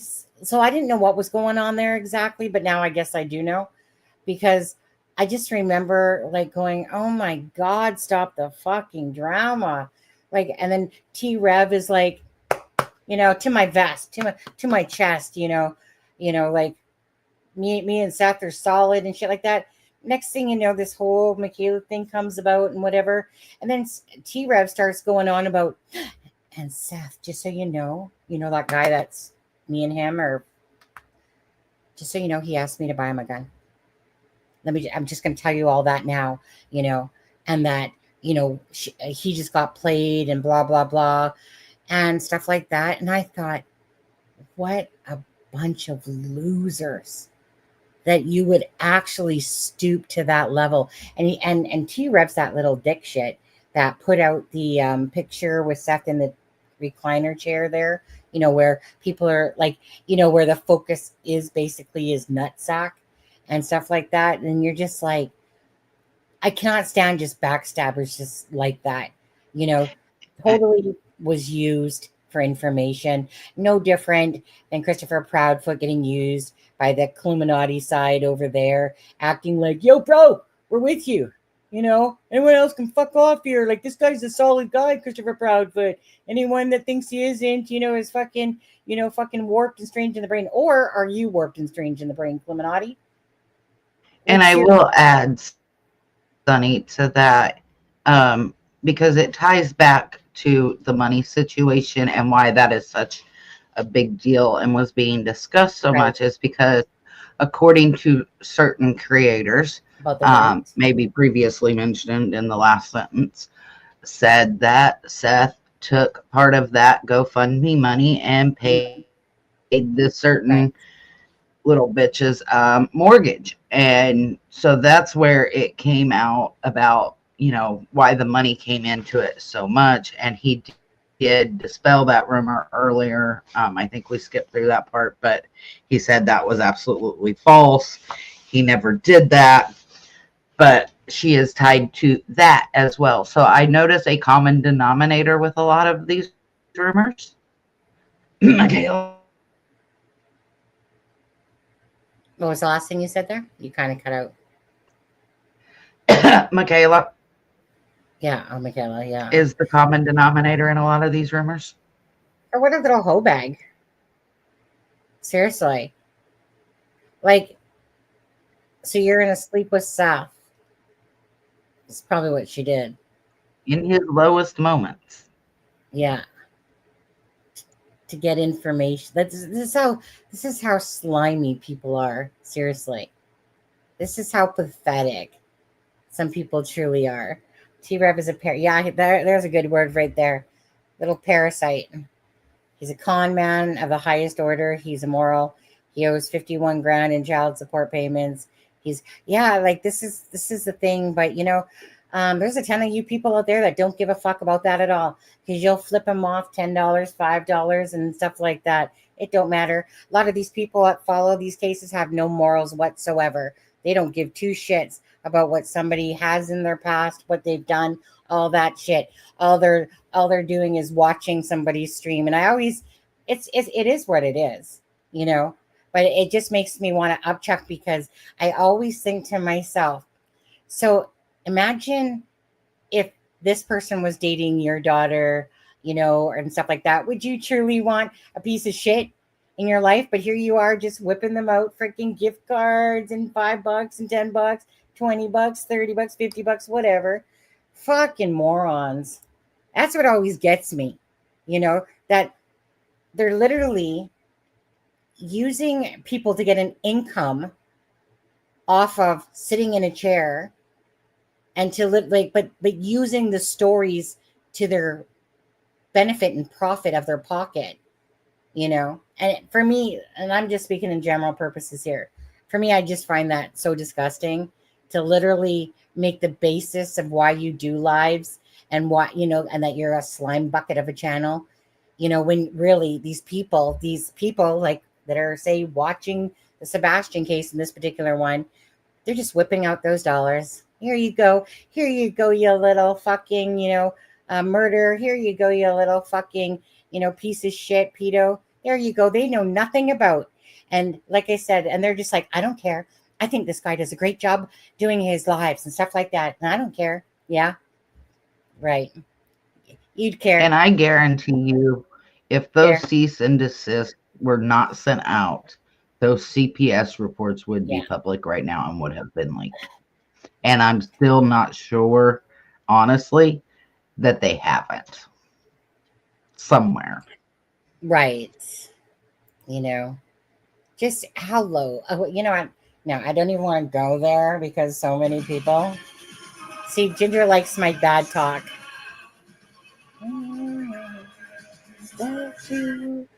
Well, thank you, Ginger's girl. She likes it when I talk dirty. She thinks I'm talking dirty to her, but no. There we go. Now you can use those It's a Crime St. Sebastian hearts. Thank you, Ginger, for becoming a member. To be honest, I'm really bad. I just want to say right now, I really suck at doing members' lives, just so you know. I really do. I need to get better at that shit, to be honest with you. Just do. Because we used to have freaking go to Alcatraz nights and stuff like that. Fun times. Need to get back to doing some of those members lives. I almost forget how to do a members live, really. Kind of, sort of. No, actually, I remember now that I think about it. Anyway, thank you so much for that. Okay, I'm going to play some more. Thank you. Who were they against?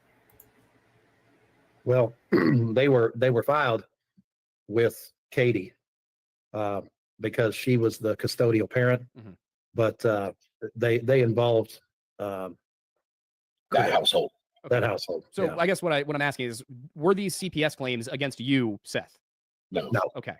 So the only actual CPS visits we have are the one to you in California. Hey, Travis. And this was while you and Katie were married.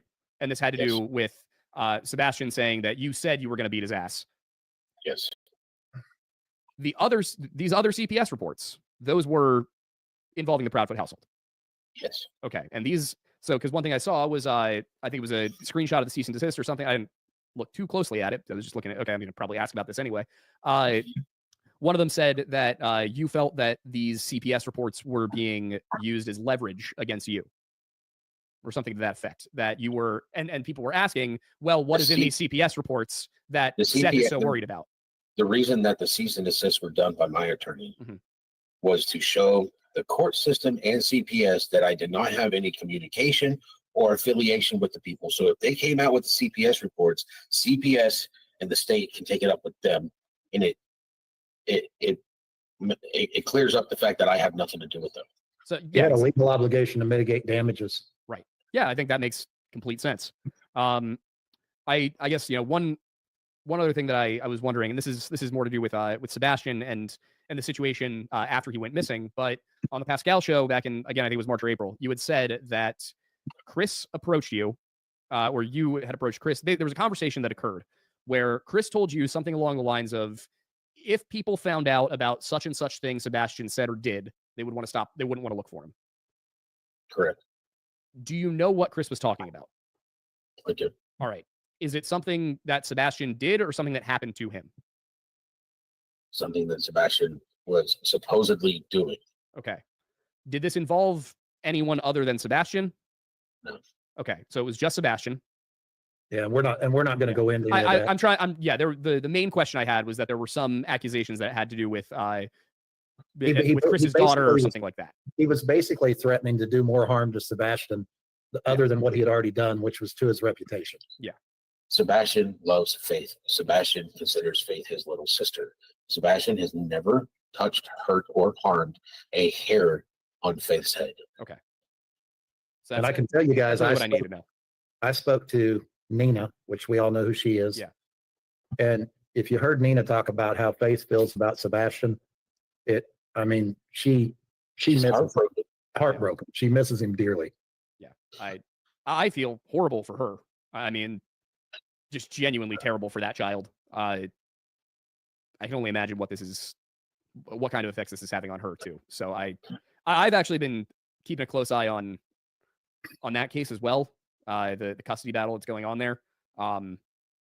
And I'm happy that for the most part it has not gone in any way in Chris's favor. But I think that's an important thing. And this is another thing that part of the reason it frustrates me. There's all these rumors going around about you, Seth. Meanwhile, there is an entry in the New Mexico court record saying that Chris Proudfoot needs to take parenting classes, conflict resolution classes, I think 24 and 12 hours. And he took them. He tried to fight it, but they forced him to take them. So I think like when we're sitting here tossing out rumors and, he said, she said from 10 years ago. Meanwhile, just in the last couple of years, one of the people who lived in this house with Sebastian was told he had to take parenting classes if he wanted to see his daughter. That is extremely relevant. That is, especially when let me get to the bottom of this one. Seth, when did the conversations about Sebastian coming to live with you begin? 2023. Okay. With fall 2023, maybe. 2022, Seth. Was it 2022? Was it 2022? Yeah. They wanted to come live with me. I'm all down for my son to come live with me. Were you going to be sending him to any kind of, there was some talk that you guys were planning to send him to some kind of facility to spend some time there? That wasn't until later. Okay. They wanted him to come live with me. I couldn't get him enrolled in online school. And as everybody knows, I work 12-hour shifts at night. Uh-huh. That doesn't allow me to get back here in time to make sure that he's up and ready for school. Right. So my idea was Clarksville, Tennessee has an online school system. Mm-hmm. So that way the child can stay at home Right. and do his online classes. And he was supposed to be getting ABA therapy, and they were going to be doing in-home therapy. Mm-hmm. So to me, it was easier if I could just get him into the online classes. Okay. I watched during COVID-19, he excelled in the online classes. So I wanted to set him up for success, not for failure. Mm-hmm. And while he was doing the ABA until we got him where he needed to be up here. Mm-hmm. And then by then I could have changed and done other things so that he would have been going to school. Online school or in-person school? In-person school. Okay. So what is ABA therapy? It's therapy for autistic children. Okay. So the plan was, as I'm understanding it currently, that Sebastian was going to remain with the Proudfoots until he completed this therapy program. No, he was staying with the Proudfoots until the end of the last school year, and then he would have been coming to stay with me. Okay. So at no point was he being sent to any kind of boarding facility or anything like that. They brought that up to me, that they were over his behavior and they were looking into sending him to a place. Mm-hmm. And it was like, well, how long are you talking about? Is this going to be like summer program? Mm-hmm. Is he going to go for a couple months during the summer? What are we talking about? And they were like, no, they were talking about in a live-in facility. Mm-hmm. Now, Aiden, were you asking what ABA meant as in the acronym? I mean, yeah, yeah. I mean, it's applied behavioral analysis is Okay. what it stands for. Gotcha. So basically they were going to sit him down and work with him to get him up to speed so that he was in a position where he could go to public school, private school maybe, and fit in. Yeah. Gotcha. It's the help with the socialization part. Makes sense. I mean, and that would have been special inpatient. It would have been something he did, but where he was going to get it. They have a headquarters here in Clarksville. Mhm. So he would have been in home. They would came to the house, and they had been working with him for an hour or two every day. Gotcha. So as I'm understanding, it was Chris and Katie's idea to have Sebastian go live in kind of a live-in facility. And then you said, well, why doesn't he just come live with me? He was already supposed to come live with me, Okay. but because I was the wait list to get into online education here in Clarksville, the 6-month waiting list. Gotcha. All right. So when I say he disappeared, I already had him enrolled here in Clarksville Gotcha. to begin the next school year, because that's how long. I mean, I had him enrolled Aiden, there was December? a report filed right before they decided that they didn't want to wait till May to get rid of him. Mhm. So there was a This is report a filed. CPS report. Correct. This is the one where Chris hit him with a belt, correct? I'm not sure if that's the one, but there was one filed right before they started firing off, emails to Seth that they were going to put him, basically send him off to one of these behavioral centers. So, it appeared to me, in my opinion, to be a retaliation for that report getting filed, that they weren't going to wait, 4 or 5 more months. They were going to go ahead and send him off, November, December. All right. So just let me try and recap a little bit here, just for our sake and for the audience, to make sure we're all on the same page. The process here is that Chris and Katie say they are fed up with some sort of behavior from Sebastian. Was he just being rambunctious? Was this related to the thing Chris threatened you with? Well, we can't get into all the family counseling reports. Yeah. But I can tell you in jest. It was the abuse that he was suffering there. Okay. Yes. And he was having problems at school. Again, he just lived a different life over there, right? I mean, the 15-year-old child. Stop it there for a second. That one throws me off when he says that. And first of all, Christopher Proudfoot's a piece of scum, dirtbag, loser, narcissistic, a-hole, etc., etc. Who would ever say something like that? Well, if I told them about Sebastian, nobody would be searching for him. Who? The same person that says that this is a case to be studied for sure. That person. What do you think about that part, first of all? Yeah, I mean that part just I don't know. Disgusting. I just have no words right now after hearing that part. I don't know. Yeah. And Patricia, that's a very nice thing to say. I think that I feel different about Tony Mathis than I did. I think he has coordinated a structure for Seth in interviews, and it's made a lot of difference in Seth's credibility. So sorry, Tony. I think that honestly, because at first I was like, okay, okay, good for you, Seth. And then after a while, I was just like, I think I was more irritated for the fact that I didn't really want to hear from Tony. It's kind of like I don't want to hear from Christopher Proud, but I want to hear from Katie. And I was kind of feeling like, what the heck? But then I changed my mind again, because I do feel like that Tony has brought some calmness, some strength, and it's kind of like when you were making that comment today, you're like, I don't even know why Tony's on the panel type of thing. And I said, well, it's kind of like his support system. It really is. Like, he feels like there's somebody there for him that's really, has his back and is really trying to help him. And just like I said to Melissa, it's kind of like, you're my wing woman on here. You're my vape woman, your smoke break woman. And, it's kind of like, just like having someone to bounce the, thoughts off, and have somebody to take over for me when I need to take the break or something like that. I run to the bathroom or whatever.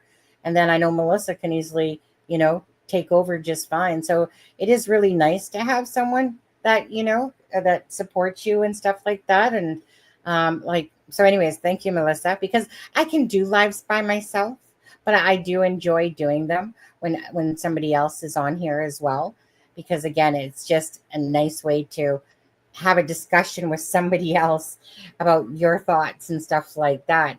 But I do really think that Tony has mellowed Seth. Tony's that guy that says, Seth, take a chill pill. You need to calm down. This is not, working, going to go good for you if you, talk like this or act like this and stuff like that. And just trying to bring him down a notch, because Seth is a person that just speaks off the cuff, and says things, and sometimes maybe regrettable because he gets in the moment. And I get that. I'm that same way. But usually I know when to calm my own self down. But anyway, so I think that Tony is good for Seth. And yeah, and I know that he's on most lives and stuff like that. But a lot of times he just lets Seth speak, and, jumps in when he needs to, or, again, he's he's more of the structure type A person, somewhat, right? That just brings a little bit more of perhaps maybe clarity, but perhaps uh, when somebody's a loose cannon versus somebody that's more structured, and it's just a more calmer personality, which I think that Tony Mathis is. Tony Mathis, that bugs me always because Tony Mathis is a judge, like Judge Judy, Tony Mathis. So whenever I hear that name, I always think about that. Now, going back to this, what Seth said there, though, okay, about the abuse that was going on there. Now, here, let me just play that. I just want to play that part one more time, just quickly, because let's see. I'm not sure if that's the one, but there was one filed right before they started See if he says it started right firing here. I off, missed it. emails to Seth that they were going to put him, basically send him off to one of these behavioral centers. So, it appeared to me, in my opinion, to be a retaliation for that report getting filed, that they weren't going to wait, 4 or 5 more months. They were going to go ahead and send him off, November, December. All right. So just let me try and recap a little bit here, just Okay, for our well, sake I and guess for the I audience, missed make it. sure we're all when Seth had basically said, because of the abuse that was going on there, and I'm like, but you said Sebastian didn't let you know about anything that was going on there. So it's just more of a hindsight comment, you figure? Yeah, I think a lot of what he said there was, kind of hindsight. And right after he recaps it is when Seth says that. But, I kind of have to agree with Patricia, because when this first started, I was like, why is Tony up here? I just want to hear from Seth. I don't need Tony taking over. But I tell you what, after this interview, I'm like Patricia. I kind of feel a little bit different, because he was there when Seth needed to step away. He was there to talk for Seth through some of the more sensitive things that he knew Seth would get upset and maybe say something he shouldn't. So Yeah. I'm like Patricia. I have to say, I actually feel a little bit different about Tony after this interview. By the time it was over with, at first I was like, dang it, I don't want to hear from you. Shut up. I want to hear from Seth. But I definitely, after finishing it, was like, okay, I get it. Yeah, he needed to be able to have somebody step in for him when he steps away, and talks about some of that stuff. But Yeah. I think they hit a very good point here. They were not willing to wait after that belt incident. That last CPS report, they were in retaliation mode. They were not going to wait to send him to Seth's. So that, to me, goes more towards a motive of either harming him or sending him to somebody within her family to hide out, in my opinion. Well, I was going to say, I will play it out still. on the same page. The process here is that Chris and Katie say they are fed up with some sort of behavior from Sebastian. Was he just being rambunctious? Was this related to the thing Chris threatened you with? Well, we can't get into all the family counseling reports. Yeah. But I can tell you in jest. It was the abuse that he was suffering there. Okay. Yes. And he was having problems at school. Again, he just lived a different life over there, right? I mean, the 15-year-old child was wearing diapers, and Okay, so like I said a while ago, you're gonna have to rewind it just a little bit, because I cut into what he was saying here. I do believe it was a hindsight comment, because what he goes into next is telling to me, I guess. Okay. I'll see what you think, but to me, it's kind of telling. Correct. I'm not sure if that's the one, but there was one filed right before they started firing off, emails to Seth that they were going to put him, basically send him off to one of these behavioral centers. So, it appeared to me, in my opinion, to be a retaliation for that report getting filed, that they weren't going to wait, 4 or 5 more months. They were going to go ahead and send him off, November, December. All right. So let me try and recap a little bit here, just for our sake and for the audience, to make sure we're all on the same page. the process here is that Chris and Katie say they are fed up with some sort of behavior from Sebastian. Is this, was he just being rambunctious? Was this related to the thing Chris threatened you with? Well, we can't get into all the family counseling reports. Yeah. But I can tell you in jest. It was the abuse that he was suffering there. Okay. Yes. And he was having problems at school. Again, he just lived a different life over there, right? I mean, the 15-year-old child was wearing diapers, and it caused a lot of mental issues. I mean, this kid comes to live with his father, and there are no diapers, there are no accidents. And that's what I was going to ask is, Seth, did he need these diapers? Not in my house. So Chris and Katie put them in these diapers. Did they have a reason? Did they explain this to you? He was having accidents. At one point in time, Chris was upset that I had sent him back to the house, not in a diaper, in actual underwear.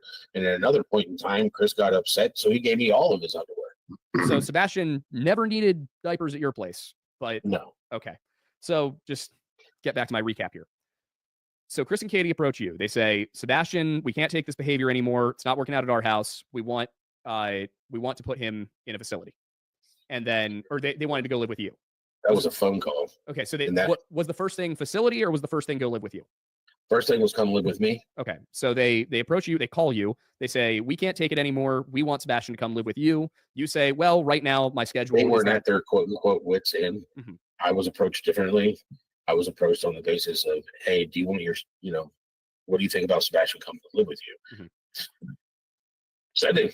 Yeah. Did it seem like this was Chris's idea, Katie's idea, or a joint idea?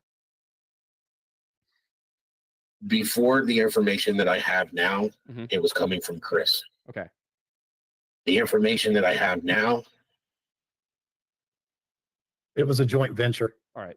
We're really quickly and at this time, had the questions or the idea of putting him in online classes, had that ball already started rolling, or was that after that happened?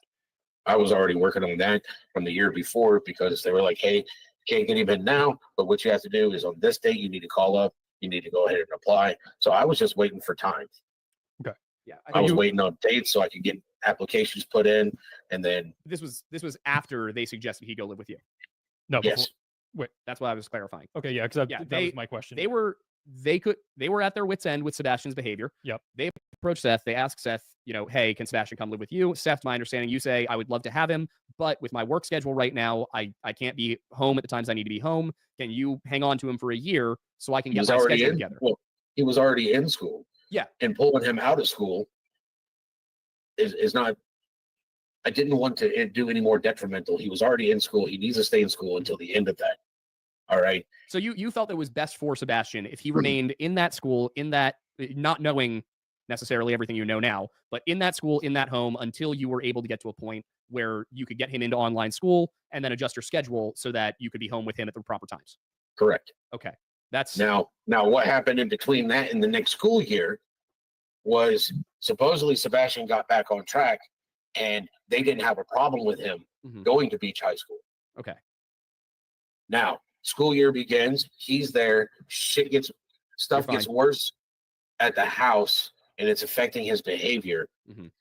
I'm still waiting. I've already done everything I'm supposed to do. So now I'm waiting on the school system here to give me that acknowledgement that he's going to be into the online school. Mhm. And all of a sudden, we want to send him into a facility, a program thing. Okay. And when they sent me that information, I was like, you're not going to send it. This place is, kids have died here. Mhm. You're not going to send my son to any place where kids have died and have been abused. Right. Not knowing what's going on in that house as it was. Right. So when they approached me with that, I contacted a enrollment lady that dealt with a whole bunch of facilities for special needs and autistic children. And when I contacted her, I was like, listen, if they're going to do this, there needs to be animals there. There needs to be a good structure there. And it needs to be beneficial for Sebastian, not some facility. Mhm. It needs to have actual hands-on with what's going on. And she sent me the list, and I forwarded it to Katie, and I never heard back. Okay. So, and excuse me for rehashing this so many times. I just want to make sure that we really have the series of events nailed down. So 2022, they approach you about Sebastian coming to live with you, correct? Yes.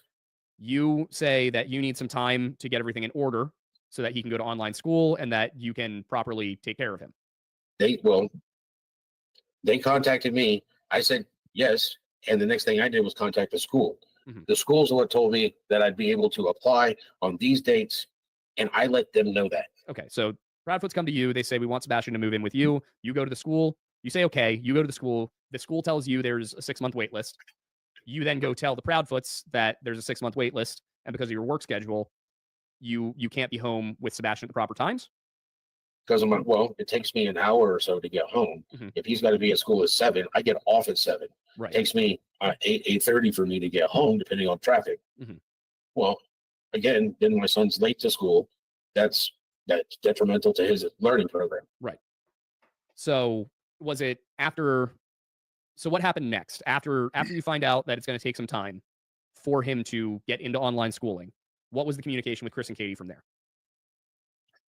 I let him know, and then all of a sudden they're talking about sending him to a facility and everything. Gotcha. So it wasn't. They didn't. It sounds like they didn't want to wait. So when was the facility conversation? Was that 2023? Yes, That's 2023, and then you are getting him enrolled. He's good to go. that was for December. That was December, I think. November or December of 2023. November. The It November. was November. It was So, right before he went missing. which is interesting because that's about the same time that Chris started trying to get custody of Faith again. Which, as you very well know, Yes. I think factors into this heavily. Well, then just locking down the date. So the first time it comes up was 2022. You start going through that process, and then that's what you mentioned earlier, where after like a month or two, however long it was, things kind of died down from them because essentially things got better in their house. Things went back to business as usual, and then a year later is when they came back up. They started talking about the facility, things like that. Just want to make sure that we got that timeline right. Yeah, and Seth didn't know this, but they start talking to him in 2022 about Sebastian coming to live with him. Mhm. First CPS report was filed on or around the same time in 2022. Okay, so the implication there would be Well, that stop it this there. conversation happened because a CPS officer or agent visited the house. Correct. Okay, so We have a very detailed timeline. Yeah. That's been created that shows cause and effect from the CPS reports Mhm. for the behavior and the family counseling reports. Mhm. And it's a very compelling story, to say the least. So the way I'm understanding this, CPS incident. They approach Seth about Sebastian moving in with Seth. Seth says, yeah, sure, I'll take him, and starts working on getting him enrolled into schools, figuring out how it's going to work, all of that. School year comes. Sebastian is, I guess this would be the 2022-2023 school year. Sebastian is still with the Proudfoots. Things die down a little bit. And then things are good for most of 2023. And then at the end of 2023, as far as he knew. yeah, as far as you guys know. And then at the Right. end of 2023, they start talking again. We can't take it anymore. We want Sebastian to move in with you. Sebastian still can't move in with Seth until he's properly enrolled in online school for the 2024-2025 school year.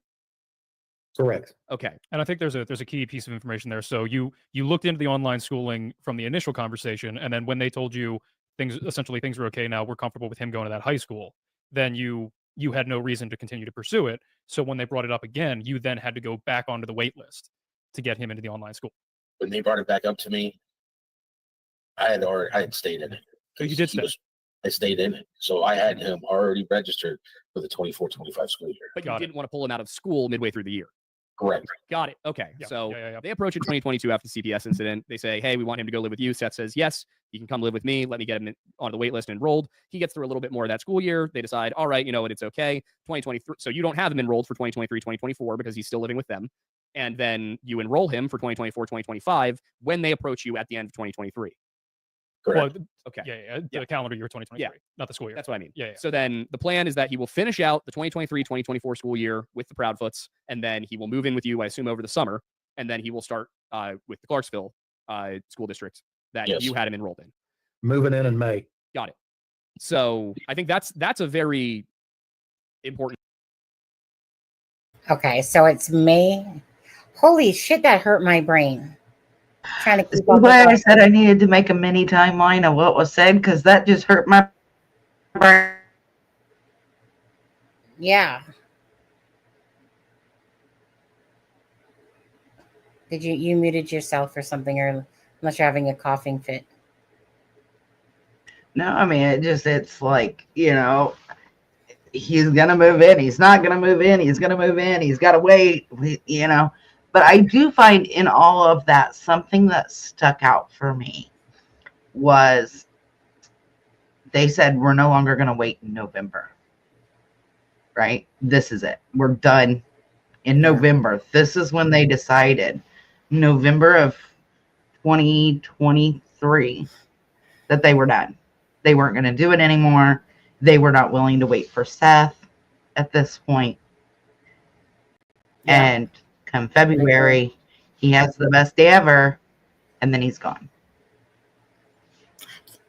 Makes you wonder about all these inconsistencies in the timeline from the Proudfoots. And again, narcissistic Christopher Proudfoot, trying to sell us their shit.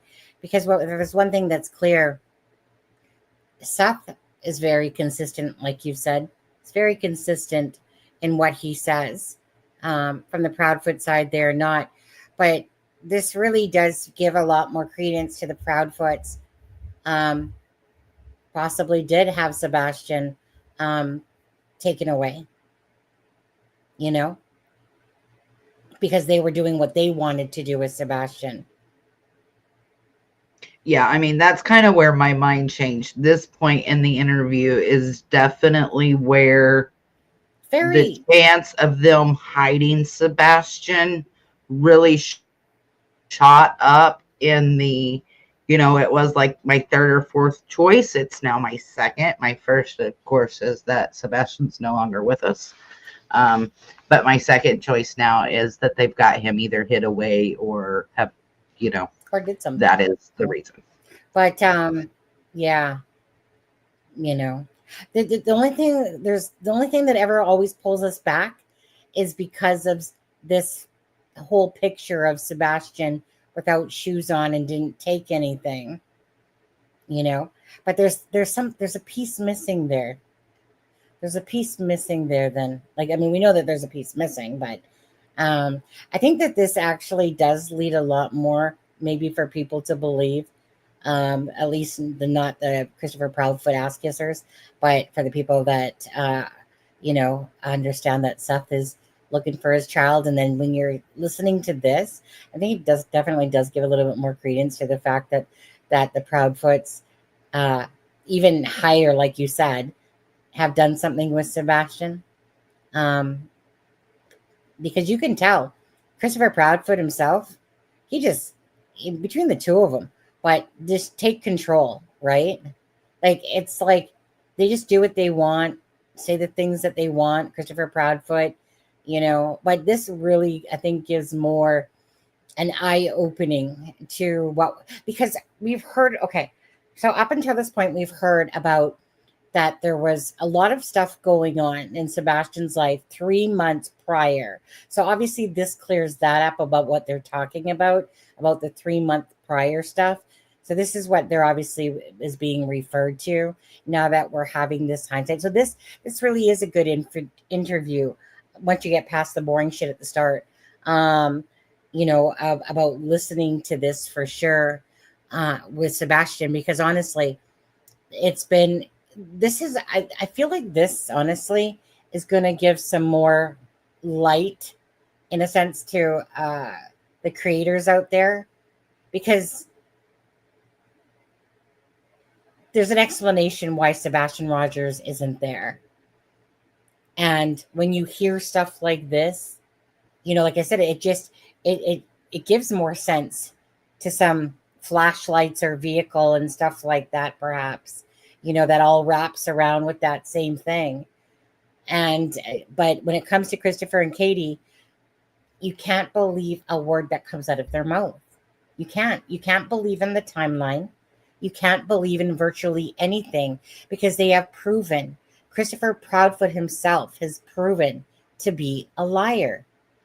Christopher Proudfoot has shown that he cares more about his own personal ego than about Sebastian.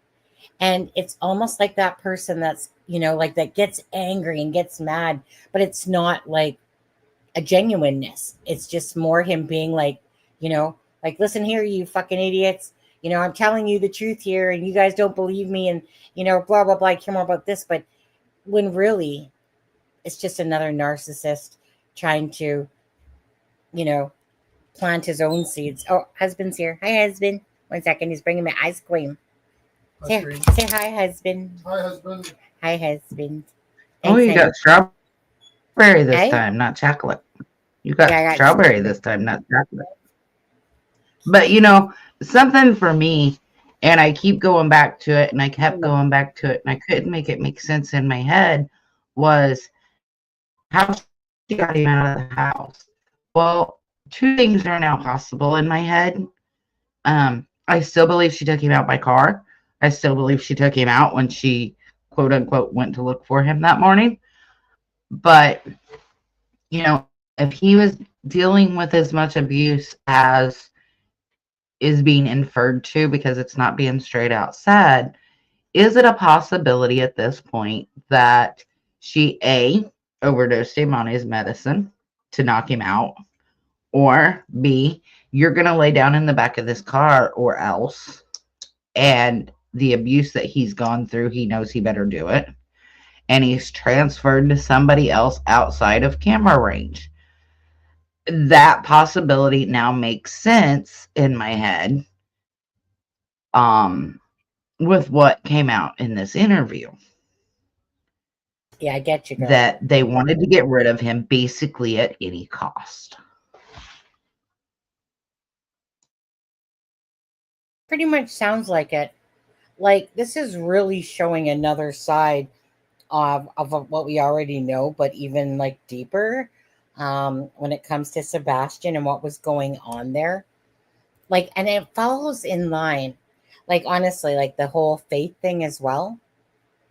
Try to get Faith in, Sebastian out. Yeah. I'm gonna have to play this back a couple times so that it all sink in my head properly. Well, I'm definitely going to have to do this and listen to this several times and make a mini timeline of everything that was said, because several times he said so much and has tried to explain it with the schooling and the abuse and this and that. Yeah. So I'm definitely going to have to make a mini timeline to make this make sense, some of it. Like kind of like what Tony said there. They have kind of what verbiage did he use there? Yeah. So basically a CPS report, and this is what happened because of it. CPS report, this is what happened because of it. Yeah. Okay.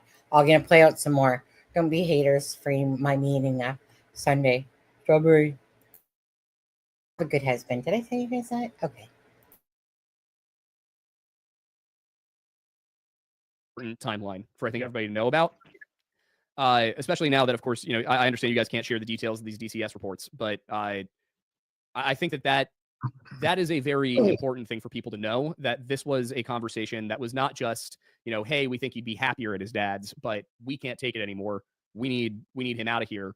I mean, I have a lot of thoughts about the diapers. None of them are good, and for that reason, I'm going to refrain from talking about that while you guys are on here, because I don't want to cause unnecessary pain. But moving into the actual timeline of the disappearance, because this is another thing that I think people have brought up.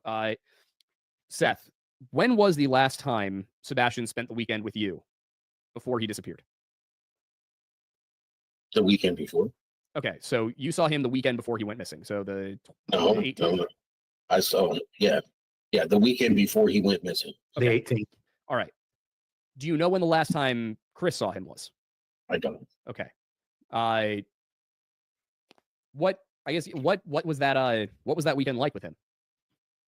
What, with him here? Yeah, you and Sebastian the last time he was there. Let's see. I think we ordered pizza on Friday night. I think we went over to my buddy's house on Saturday, played pool in the arcade that they've got over at their house. That was Saturday, and then Sunday back at the house. I think we played 4 or 5 games of Magic. Mm-hmm. And then that morning, Magic the Gathering? Yeah. I know it. Okay. I know it. I'm not making fun of you. I used to play. I still do. I mean, I'm not. Sebastian, I'm going down to do a giant LARP event this week. So live action roleplay. yeah, You play you're not going to hear vampire any or- laughter from me aside from like, I get it. I'm there. Yeah, with like the communal spirit. Well, goes. that was very much like I get it. Sebastian's got the core books for D&D. I bought Wow. those for him. Not only did I buy them for him, but I bought him duplicates, 2 of each. So he had a copy at his mom's house, and he has a copy here at my house. Mhm. All right, play D&D, play Magic the Gathering. I mean, he would come here. We go for tournaments. He has got an elf deck. Mhm. That is a green elf deck. It's probably a $300 or $400 elf deck, Wow. and it is just nasty. Okay, yeah. I had him playing Magic the Gathering in California. We'd go to tournaments. We knew the owner of one of the stores, so we went there. There were people there that would not play my son because of that deck. We're like, no. It was just so stacked. You know, and it's like, why not? It was like, no. You give him one turn, and all of a sudden you got 15 elves that are 4/4s coming over to smack you with trample. Right. No, we don't want that. And it's like, well, let's make this even better, son. You know, and that's his deck. Like, I buy cards, and it's like, what do you want to add into it? You know. Just for those who don't know, Magic the Gathering is very similar to like Yu-Gi-Oh, Pokemon. Way before. I know. I'm just that. our generation would be more familiar with Pokemon.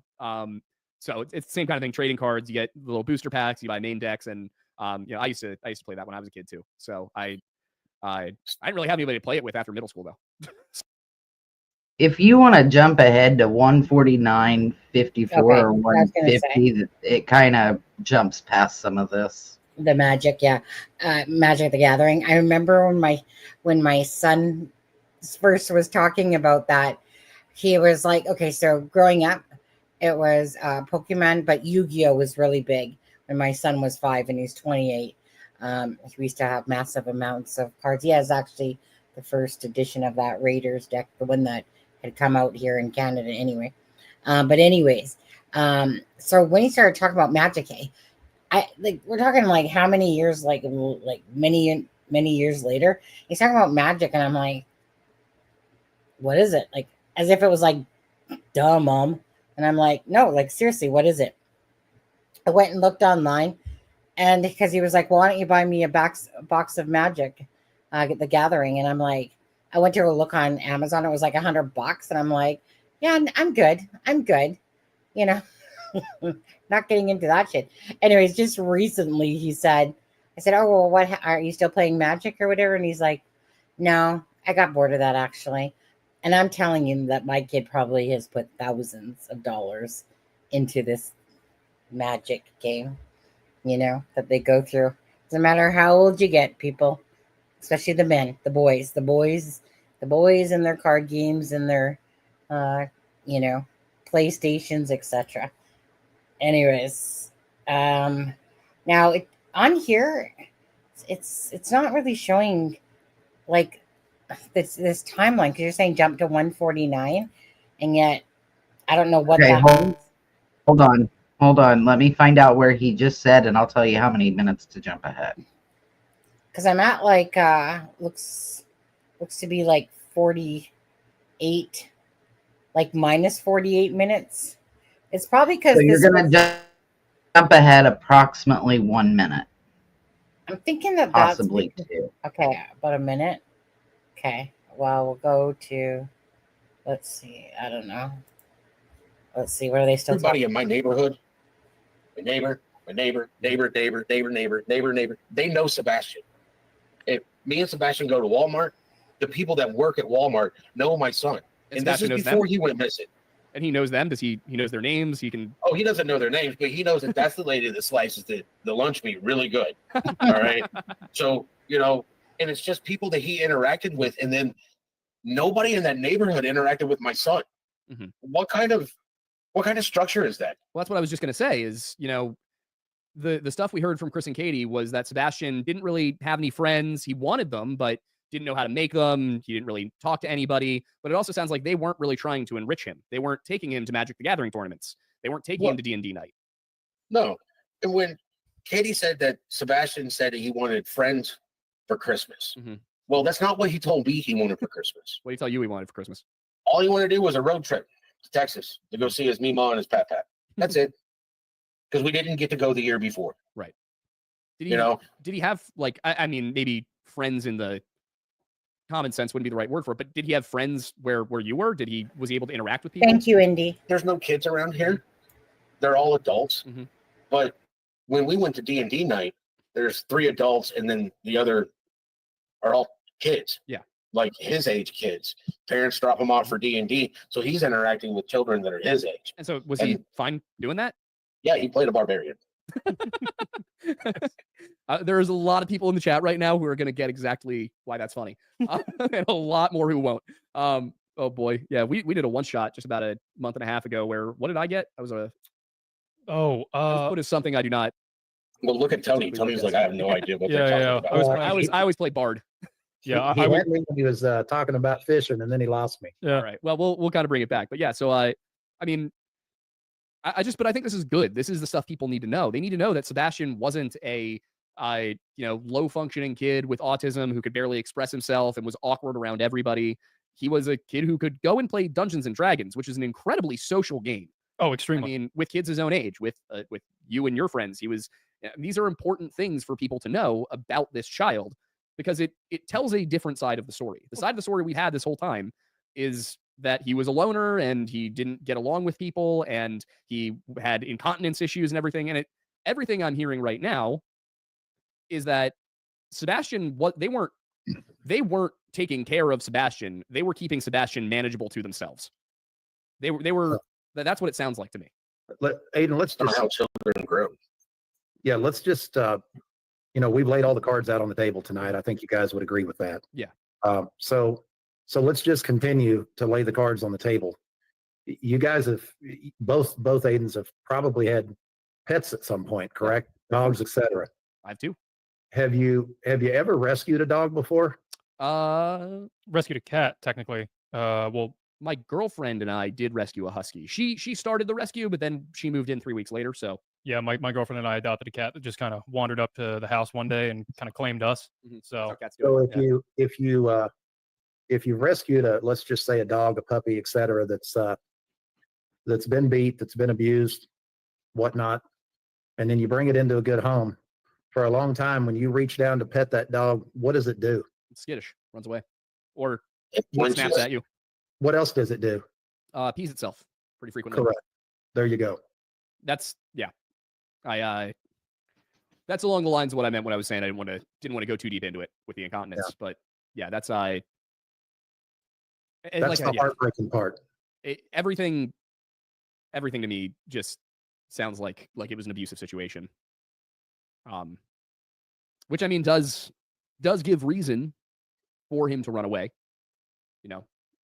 but as you were laying out earlier, Seth, the only logic behind the way in which he could have run away, if that were the scenario, would be under something that would be a kind of basically dire situation, at least by his perception. And in that instance, like you said, there would have been to some extent. It sounds like there could have been an ongoing issue and then a straw that broke the camel's back. Yeah. Which, I mean, I got angry at my parents and ran down the block several times when I was a younger man. So, Seth, you made the comment that Sebastian had never done anything to harm Faith, and of course we know that from talking to Nina, but he had never done anything to harm any child, for that matter, had he? No. I taught my son that we're men. Mhm. Men are protectors. You protect those that are dear to you, that you love. Mhm. Period. yeah, I'm dealing with a lot of emotions right now. I apologize. I can only barely scratch the surface, I'm sure, as compared to what you're dealing with on your end.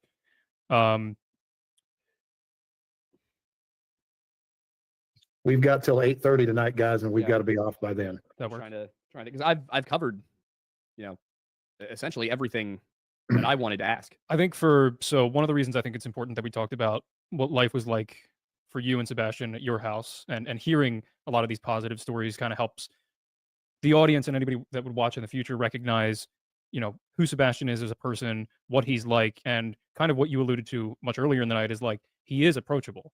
He is someone that you could have a conversation with. So, for people watching, if someone were to, by chance see him or encounter him, what would your recommendation be? He said to call the police. Call the police, but Call 911 immediately. Yep. Because a lot of people don't want to get involved.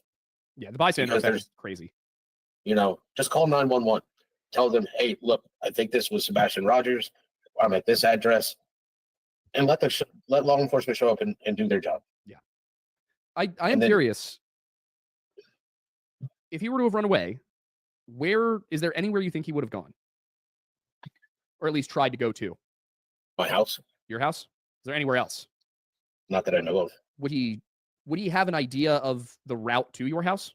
Yes. He would know it well enough to try and follow it? Yeah. I mean, it's not that hard. Mhm. I mean, it's straight down Log Hollow, make a left, make a right at the Sonic, take it all the way to the interstate, and then take 24 all the way north. Gotcha. is there any chance he would have asked for or accepted a ride from someone to your house? Only if he knew them. Did he have any experience with public transportation? No. So he wouldn't have known how to get on a bus? No, and you got to be a particular age to get on a bus. Really? Yes. What age is that? Tennessee. Must be a Tennessee thing. It is a Tennessee thing. And I think it's 16. I was gonna say we're from a much more metropolitan area, so Yeah. that's probably to do with it. Yeah, that makes sense. Any trains that go that There way? are Like no. regional trail, like rails? No? No. I was thinking, because that's what I was thinking is if he knew that there was a rail stop, he might think to follow the rail tracks, but no. And we checked the Greyhound bus stations. We checked CTS. I mean, and we're talking about 3-4 weeks every day, Mhm. driving 24 all the way to their house. Well, not to their house, but to Goodlettsville, Mhm. Log Hollow Pike. Every day, driving every day looking for him, just to see if he was en route. Law enforcement had me take them the route that I drive after I pick him up, and Yeah, forget the fact that he had sensory issues. Forget the fact that he didn't even like going outside in the summer without shoes on because he had stepped in a pile of fire ants. I mean, we're talking about the 25th of February, and even in Tennessee, it's cold yeah, I was looking at the weather. It would have been low 50s at the most. in the day. In the day. So So probably in the low 40s, high 30s at night. I don't know. I feel like it was low 50s. it was low 50s that night. It was 2 days later that we hit, what was it, 20 degrees Yeah. and rain. Yeah, it was. I remember it being an unusually warm day, the 26th. Mhm. But even still, I mean, I don't know what his tolerance for cold is like, but being from down south, I would guess it's not as high as somebody from like Boston. So Yep. I mean, I know that I would be cold if I was walking around in a long sleeve t-shirt in 50-degree weather at night. Boy would wear a hoodie while you're sitting in the living room. Gotcha. So he was he And I liked, keep it he 70 liked to- degrees in my house. So he liked to be warm. Yeah. Yeah, I mean the version of events we got back in March never made sense. Makes less sense now. All put together, I think it all points to, at the very least one set of conclusions that all revolve around a very particular set of people, in my opinion, at least. So, I mean, is there anything you think? Honestly, for me, I feel like So apparently, I'm thinking that they're not clearing up the flashlight video. Or No, I don't think they touched on that. I don't remember hearing that. I don't understand how they couldn't. That was so important to ask him about that. I'm amazed that they missed that. Yeah, I Yeah. just checked transcripts and the flashlight's not in there. So I didn't remember hearing it, but I thought double check. I just figured that there would have been a ton of people emailing him saying, have Seth clear up about that Nancy Grace comment and blah, blah, blah. There were so many comments and they were going by so fast. And, like I had sent you the screenshots before the live even started. Yeah. There were mods in there saying, you're going to be kicked if you use green hearts. And Yeah. it's just, But usually on Twitter, like Adam will say, like, if there's any questions you want me to ask Seth or something like that. So I thought that would have been a really big one, to be honest with you, just to clear that one up. That one should have been cleared up, to be honest with you, because it was recent. And it should have been cleared up actually on this one. Too bad. Okay, I'll lay it out. Oh, well, is there anything you need to say? there's not much more. There's not much more of Seth and Tony on here, and then they go into just speaking on their own. But you're getting Yeah, close to the end of them and Tony. well, I was going to say, which I was kind of like the stuff that they were saying on their own. I kind of liked as well. But I think we covered a lot of important information tonight. I think there were a lot of things that I think were cleared up, which I think are important for helping everybody refocus their attention to where it should be. I don't know if you have any final thoughts, but I know, after your piece, I think the best thing in my mind would be, any closing thoughts from y'all about, what you want people to take away from this and what you hope to see moving forward. I'd like people to remember that there is a missing child. Nothing else really matters to me. Nothing matters except for Sebastian. See something, say something. If you see somebody that looks like Sebastian and you think it might be Sebastian, please call 911. You're sitting there talking to somebody, show them a picture and be like, hey, if you see this child, call 911. Word of mouth still spreads faster than people realize. There's going to be, I don't like to address it, but the hate channels are going to be there no matter what. I feel sorry for them. I pray that the karma that they're infusing doesn't come back to bite them. But oh, it does. my son is missing. Sebastian Wayne Drake Rogers is out there. And if you see this son, please call 911. Tell them who you are and tell them where you're at. Please. And if you guys could share the flyer with his name on there, his picture on them, I'd appreciate it. Is it correct that the Amber Alert date has been changed to February 25th? The FBI has changed it. I don't know if TBI has, but just get his picture out there for me. I always had a feeling that was a mistake on their part. I would like to ask for some prayers for Detective Brandon Carter and Sheriff Craddock. Those guys are working hard. The people that love to say that they just don't have any evidence. I can tell you that couldn't be further from the truth. These guys are working relentlessly to bring answers to Seth, to the community, to the family. And they are going to get to the bottom of this. And quite frankly, I believe it's going to be sooner than later. I sure hope so. Me too. I think we all do. I mean, we're in routine communication with them. I mean, we just.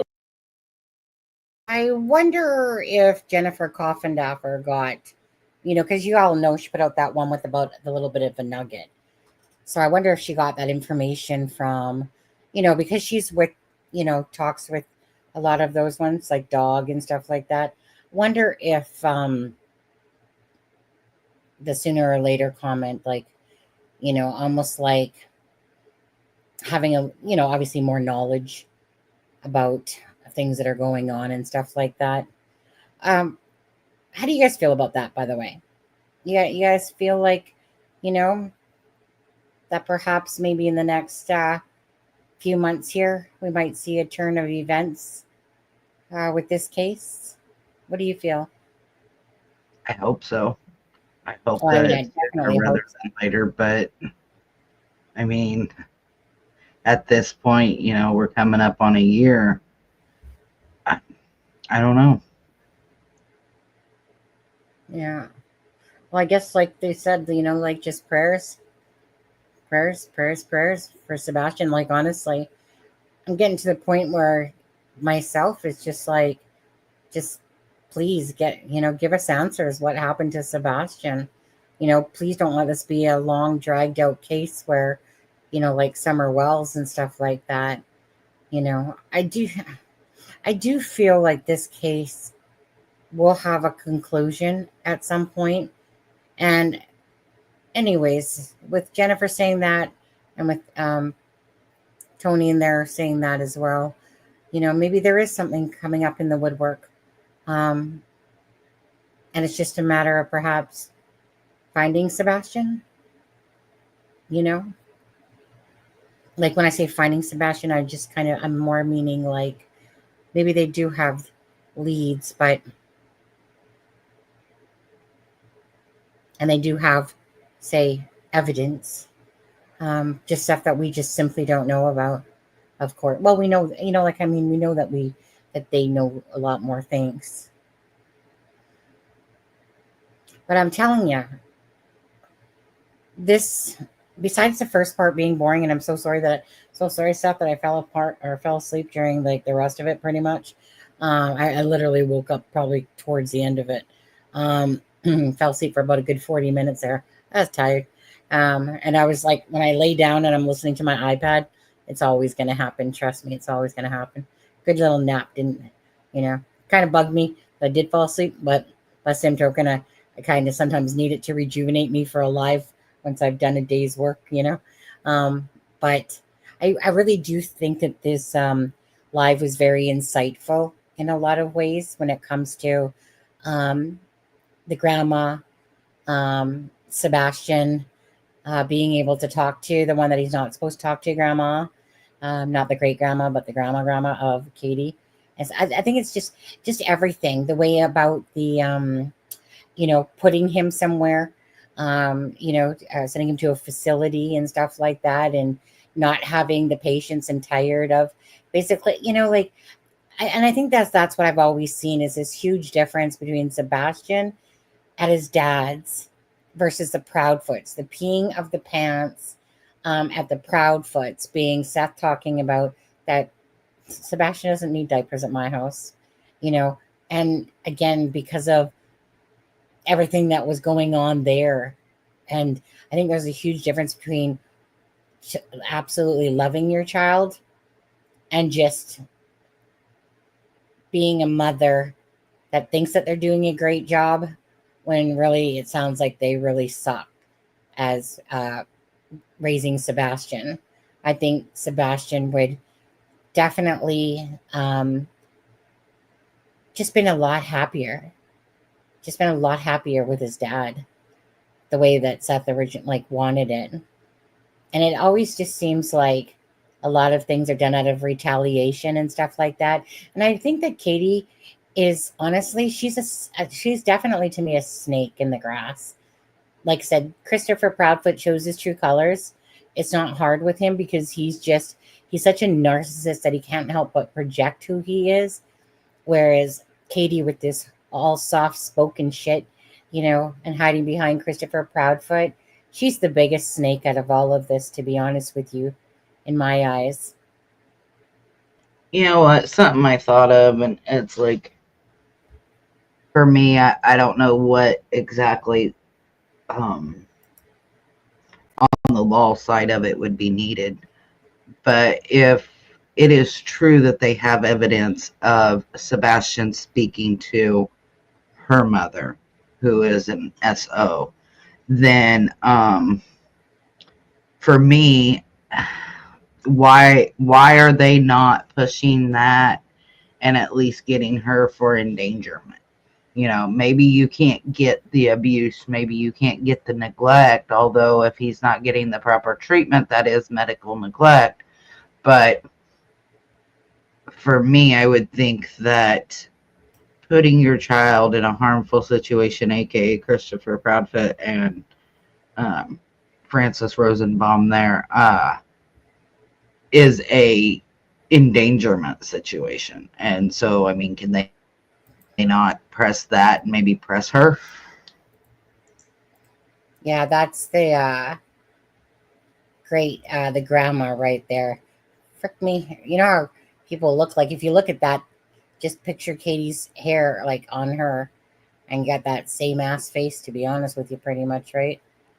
I didn't want to show there's a little part there where it's saying that. Still don't really want to show that just for YouTube's sake, but I mean, fuck, YouTube turned one of my videos yellow. And then I clicked review, and I'm like, at what point? Like, sometimes you get the stupidest people behind YouTube determining if your video, like all my videos were green. And then all of a sudden I just happened to see yesterday that one was yellow, and it was like the 6-hour live. And I'm like, and so I requested a review, and usually they'll turn green most times, but I never had to do that for a long time, to be honest with you. So I thought, oh, thank you, YouTube. You're being a lot better. But then you get some fucking idiot that's behind YouTube because they fucking sit at home, sitting there going, Yeah, I didn't like that part. Yeah, yellow. No, confirmed by review. And once it's confirmed by review, like it's like you can't do nothing. You right? It's because like once they make their decision, it's like go fuck yourself, you fucking useless tits on YouTube. Some of those fucking people on there. But anyway, I know you don't want to show it, but do you want me to say it YouTube friendly wise what that conviction is? yeah, you can say it YouTube friendly was.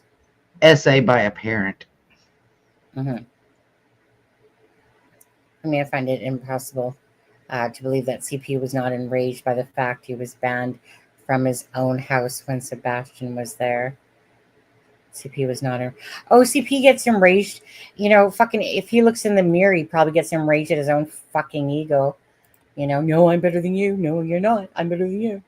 Seriously, he's an embarrassment, is what he is. Like, honestly, does he not like? I know he doesn't realize it, but he's an embarrassment to this case.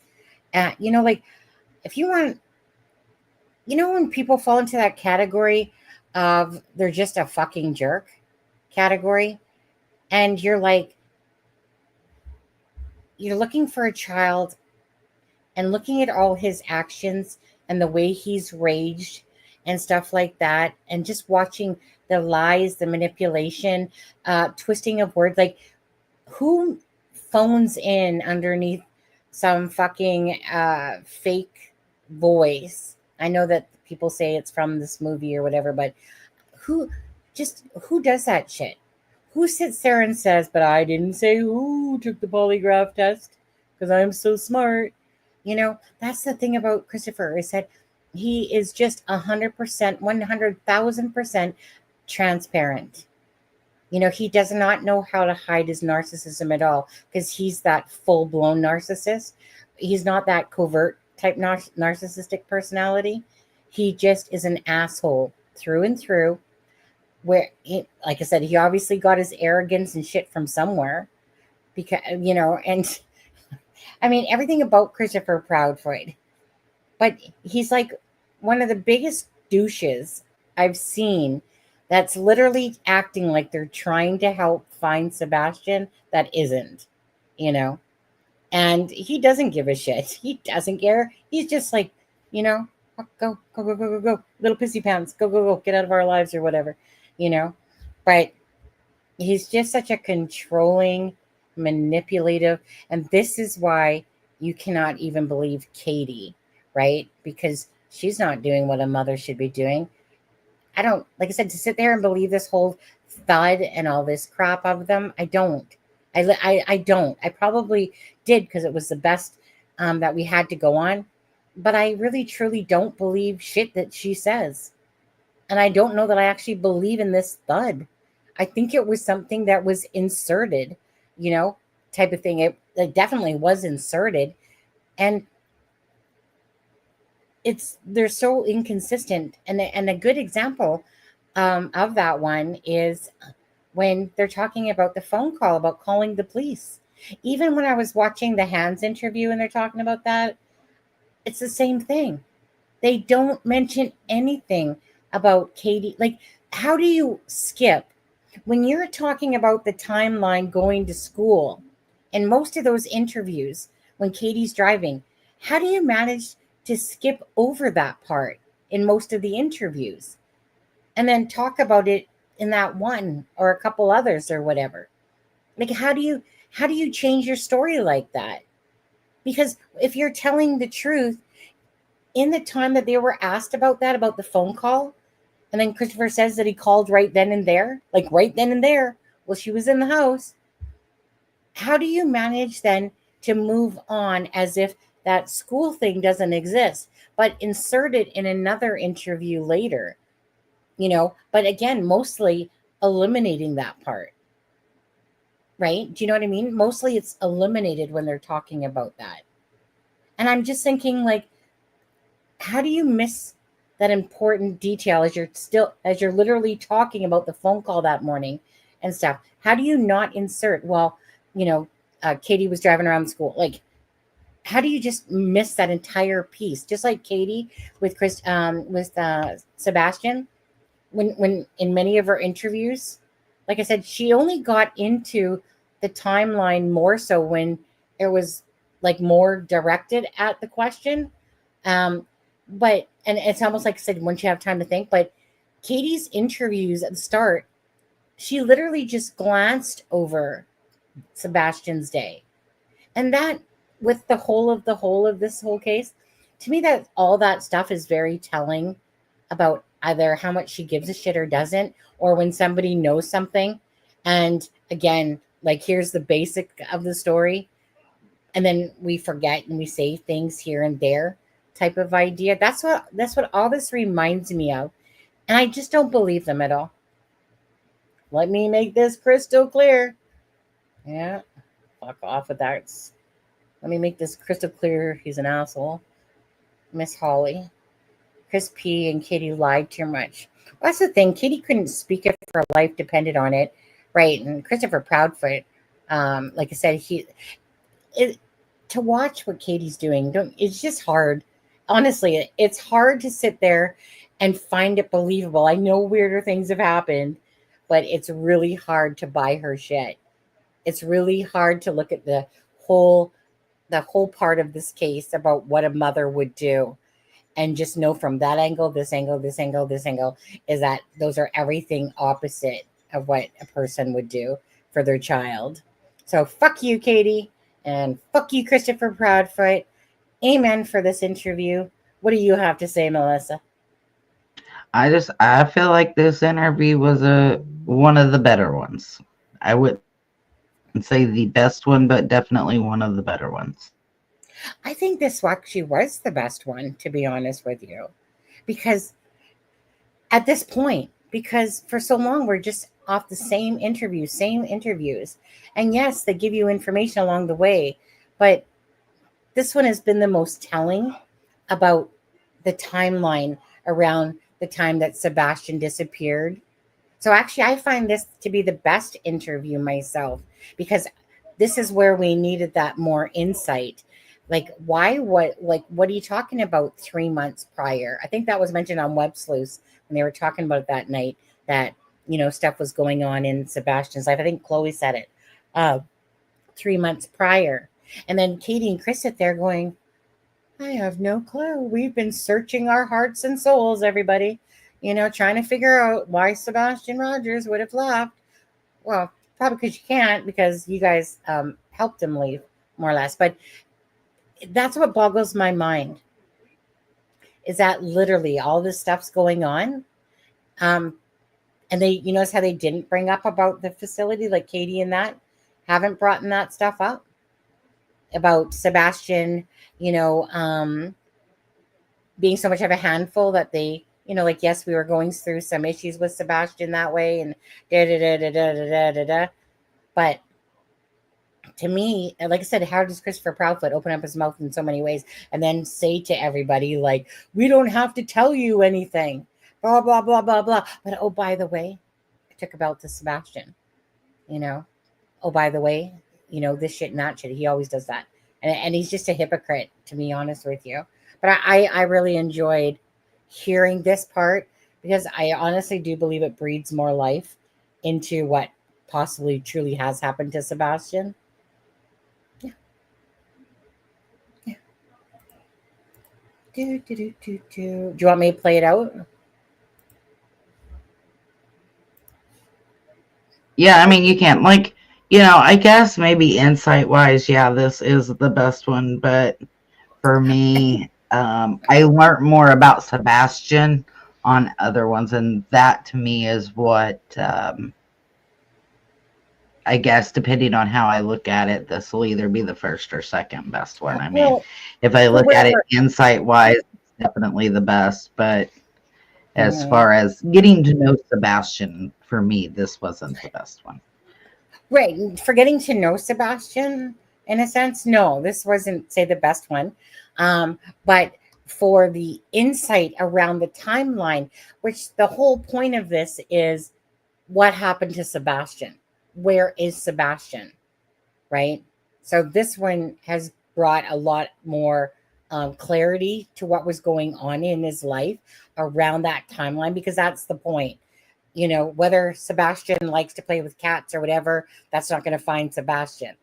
But around this area here is the information we want to know what's going on so that we can understand more. Okay, does this relate to the flashlight video, the lights, a vehicle? Kate, you know, that Katie and Christopher had something to do with taking Sebastian away and sending him off somewhere.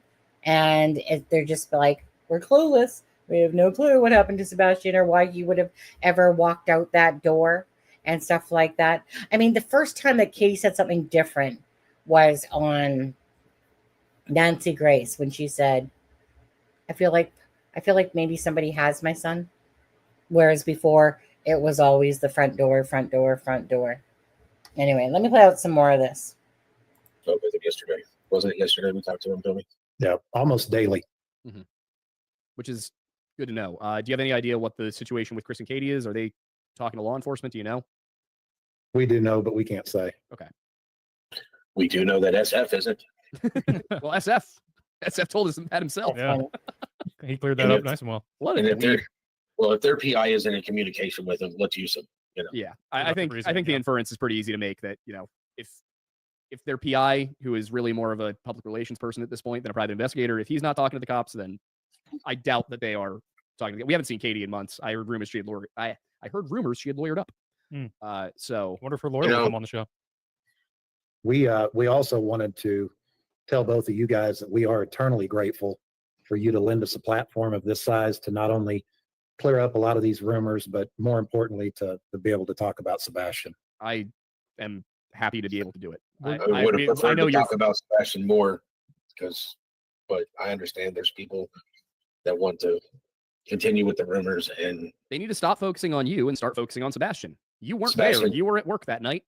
Like your alibi is as airtight as it can be. just want to find my son. I know, and believe me, I can see that. I think that the best thing that could possibly come from this is that everybody finally know- recognizes that, you know, I That is the want to truth. stop that You know- right just there for a second because, so I get it, Seth, and you want to talk about Sebastian, but I mean, the whole point is finding Sebastian. That's the point. And that's where this information was a lot more relevant to finding Sebastian than just talking about Sebastian. I mean, we've heard him talk about Sebastian, you know, and stuff like that. So when he says that, like, I understand. But honestly, we know that Sebastian likes cats, and it's always heartwarming to hear about the little stories with Sebastian. Get that. But honestly, the whole point is to find Sebastian. And this has the biggest relevance. I'm not sure that he's understanding that because he's in the dad's chair, you know, thinking that this stuff, like Christopher saying, like, stuff's not so much relevant in rumors. But like I was saying before, to me, he's wrong on this one. Hearing stuff like this, talking about and understanding Sebastian's home life, because this case is going to revolve. The reason why he disappeared is revolving around Sebastian's home life. So that is the key to what happened to Sebastian, is understanding what was going on in the months prior up until the day he disappeared. Preach it, Sonny. You're right. Okay, thanks. I mean, you're right. I mean, he wants to talk about Sebastian in a positive light and talk about Sebastian, and it is therapeutic to do so. But if you really want the public's help and you really want us to help you find Sebastian, this is the kind of stuff that the public can look into and go, okay, is this possible? Is this possible? And dispelling the rumors, as boring as that was in the first part of the interview, it was also very important because instead of focusing on those rumors and the misinformation that's out there, you can now focus more on the truth. Yeah. Well, that's the rumors ones are for the idiot bills that you know, have to sell and buy everything that's being said. I personally, honestly, the rumor shit with Seth, I really could care less about that stuff. It doesn't influence me. What influences me is that Seth is being genuine and honest, and that's all I need to know about Seth's personality. He has an alibi. He's doing exactly what a parent should do. So as for stupid rumors, but I didn't know about, like, I wasn't very clear on the Michaela thing, slut bag, whatever, sitting there lowering herself. Like, seriously, some people will sell their souls to the devil, in order to create content or be that low of a human being. And then T-Rev just to stab him in the back, of course, the minute this all transpired and stuff like that, and then try to twist it like that Seth is the fucked up person, like, you got someone to that you want to be with, and she actually just used you, you big fat, piece of shit loser type of thing. Like, whatever, like, seriously, like, that stuff. Like, talking about how, like, do you know what I mean? To sit there and play these types of games with people, it's just so disgusting. But whatever. It sickens me the way It's, that they used Seth. yeah. And, And he's at his lowest that's what I'm saying. Yeah, point. he's at his lowest His point. son is missing.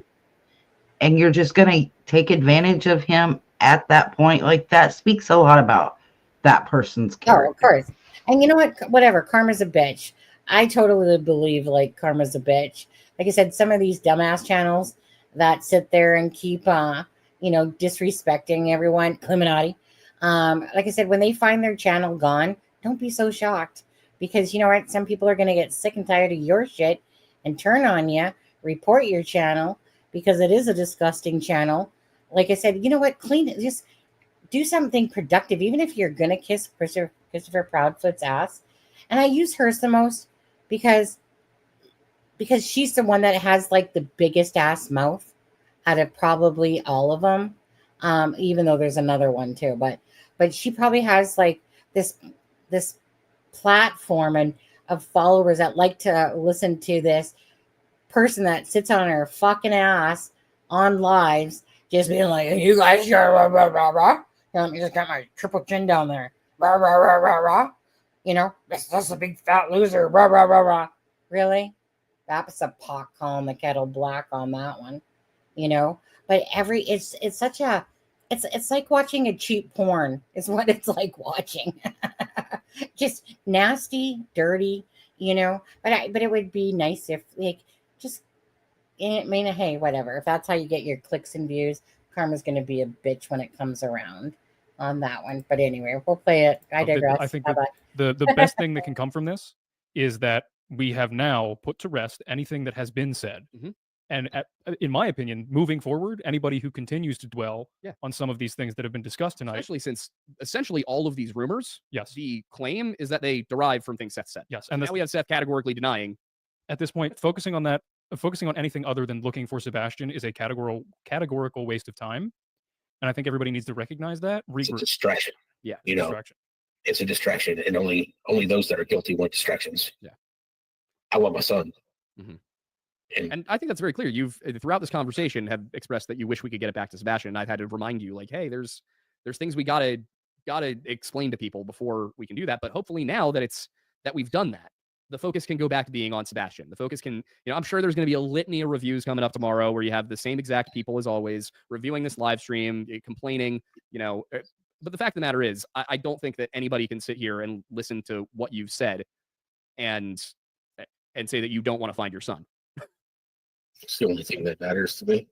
Yeah. So if we can be a small part in helping with that, that is all we want. Well, and Tony, you thanked us, but I want to thank both of you guys, and we both do, because for as much as you may appreciate, us having you on, we appreciate you guys coming on and being willing to, continue to put the information out there, to put the focus out there. Seth, obviously, for you, it goes without saying, but we're just proud to have been able to create a platform that we can help. Yeah. And that's what we really hope, is that this live stream moves the needle forward to finding Sebastian. I hope it does. Thank you, Aiden and Aiden. Absolutely. Yeah. Thank you guys for being here tonight. Both their names are I know Aiden. you guys I have to didn't get rolling, realize that so until he said it earlier. I will release you to your obligations. Thank you so much for being on, Seth. I wish you only the best, and I hope that this comes to a happy conclusion as soon as possible. And until it does, we're going to keep spreading the word because we want Sebastian found. Yeah, Twitter cannot berate me enough. I will never stop. I appreciate it. Thank you, guys. God bless you. Absolutely. You guys have a great rest of your evening. All right. You want to take us into Yep. our Usual. 26 minutes left of them talking is what it looks like on there. What was I? I was going to say something though. Shit. What was I gonna say? Oh, I know what I was going to say. Right. Personally, I'm really grateful to the Lore Lodge. You know, very nice guys. But this is a good platform, right? 602, whatever. And maybe they've jumped up, but subscribers to the channel and stuff like that. It's a great platform to bring awareness to the case. And I think that there was, like I said, very important information for sure in this particular live with regards to the time frame around Sebastian on there. I personally just want to hear them out myself. And you guys, at the end of this, don't forget Sebastian's walk is March 1st. Actually, let me just pop that up really quickly, if you guys don't mind. Let's share that. Where did it go? Oh no, it's on that channel. That's what, right here. It's on my channel. Okay. So don't forget, please join us, Sebastian Rogers. We ask for prayer strength for Sebastian Wayne Drake Rogers, his loved ones, and most importantly, law enforcement in Sumner County as we move toward the 1 year mark. Again, you guys, that's like in 17th, 18th tomorrow here. Well, it's 18th for some of you guys. So, 7 days basically here as we move towards a week. As we move toward the 1 year anniversary, we need all the strength, prayers, and unity. Saturday, March 1st, 2025 at 2 p.m. for Sebastian Rogers. I feel like eggs going to come to their faces for sure on that. Do you, Melissa? You feel like the prophets are going to have eggs in their faces? Yeah, definitely. Or are the creators? Definitely feel there's going to be several people that have egg on their face when this comes out. And if I'm one of them, so be it. But I'll take it. But I feel like they're going to take it, But then, of course, it's kind of like the Delphi case. Special people will always be special people, no matter what. Okay, let's just hear their comments. Oh, what happened? All right. Ladies and gentlemen, boys and girls, welcome back to another episode of the Lore Lodge, where we are actually, or the Lore Lads. 1 second. Any doubts about what was said? Oh, that's because it's showing the real time. And anything that is directly relevant to finding Sebastian. That it is directly a lead up. Wait. During or after the disappearance. Okay, let's go right here. I feel like we're closer than ever to finding at least the right path to keep marching down to find him. Yeah, I am. I think the most important part now is that, not the most important part. The most important part is obviously still Sebastian. But what I think is important too about those rumors is that it was all floating around. It was, somebody said it here and he said this here, and nobody could ever actually come up with an example. Mm-hmm. And what we've got now is Seth has come on. He has categorically denied a number of these rumors. He has given an immense amount of clarity to several others that have shown them to be nowhere near what they are proposed to be. And it is now on the other people involved in these stories to come forward. And if Seth is not telling the truth, it is now on them to come forward and say that was a lie. They can't keep hiding in the shadows and letting everybody else do the legwork for them. Mm-hmm. So, I mean, I've said it before and I'll say it again. If Chris and Katie want to come on the show and give their side, I will even be nice to you. I won't enjoy it, but I will give you a fair shake. I gave it to Steve. Mm-hmm. I mean, you can't watch that interview with Steve and say I was unfair. Yeah. No. Well, and I got to say, in addition to what you're saying there, I think, and correct me if I'm wrong on saying this, but essentially, for those of you who are watching that have been following this story and that have been doing what they can to help keep the word moving and are on the same page as the goal being to find Sebastian, if you're online, if you're on Reddit, if you're on YouTube, and you see people that are slinging mud, people that have things wrong, correct them. If you need to reference this video, please do, because that was the point of this. The reason we did. There's a reason that we did not, take super chats. That there's a fundraiser. And whenever you encounter that, correct them and remind them, hey, if you're going to focus on this story, let's make sure that the purpose you're doing it is to find Sebastian. Yeah. because at this point, the only way to really refocus everything is to make sure everyone's on the same page. The whole point of tonight was to provide the page for everybody to get caught up to. Yep. So now we can move forward and just find it. Yeah, I don't think there's a damn thing that can be said about Seth at this point without Chris and Katie coming forward and giving their own statement on things. And I think the reason they won't do that is because they have said too much Mhm. and they will trip over themselves. Yeah, 100%. You know, in a way, I'll say this much. I do think it's possible now that Sebastian actually did leave that house of his own volition. I mean, not getting caught on the cameras is a feat. To put it as Chris Proudfoot put it, you know, it's impressive. It's, you know, he managed to evade all of the police and everyone. You know, he sounded way too. I might not be acted like I might have my quotes slightly off, but the point is what the point is. Mhm. I went over it in the update video. But in order for him to have left that house, it must have been something sudden that caused him to say, I can't handle this anymore, which is interesting if Chris wasn't there. Mm. I will say, I understand Seth doesn't want to say anything bad about Katie. I get it. And I understand that it's largely because, you know, if and when Sebastian comes home, he doesn't want him to see that there was mudslinging. At the same time, there's a lot of things Katie's got to answer for. I mean, the way this was played for a long time was that if anyone was the driver, it was Chris. And even I felt that way at the beginning. But I started to have suspicions about Katie over the last month and a half or so. Mhm. And then a lot of those were, I wouldn't say confirmed tonight, but I was given a lot more reason to believe them tonight. So, who is that? That's my mother. I saw. Mhm. Do we have one? I can find one. Pull one I up. know we're gonna post the flyer on the channel. Yeah, I think we'll hold So off. that's probably because it's kind of it's a lot to figure out. Yep.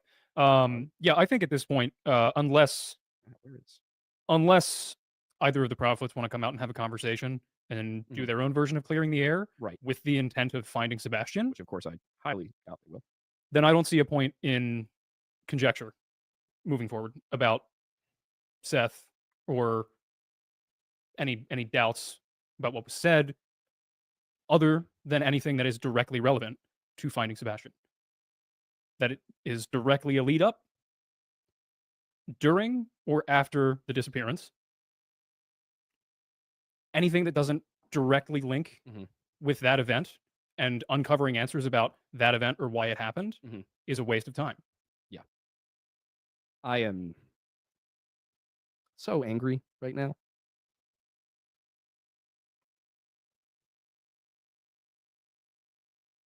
I wish we'd caught it early.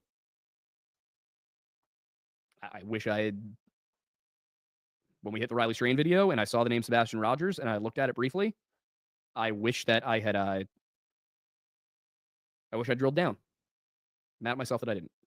But I think what's important is tonight, I think really I hope refocuses it on Sebastian. You know, I can't promise we're gonna be able to have done that, but my hope is that how many people are watching? We were peaking up around 7,000 at one good point. God. Right about now, Yeah. we're at just over 5,000. Okay, yeah. So I hope the 7,000 people that were watching and the probably 100 or so thousand people that will end up seeing this episode if it goes anywhere near the way Fisher did. I just hope that we can bring the focus back to Sebastian, that we can stop obsessing over rumors that Seth had a thing for Katie when she was 12. Because that rumor seems to have originated with people who misunderstood something Seth may or may not have said, if anything.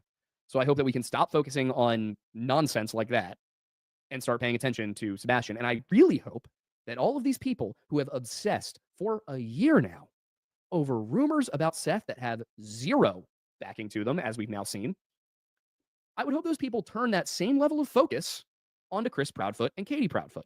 Because apparently we need to spend a year and then this entire podcast on a platform with 630,000 subscribers. We need to spend all that time to say, no, these things didn't happen. But these people haven't spent a moment reading through the New Mexico court records on the divorce case.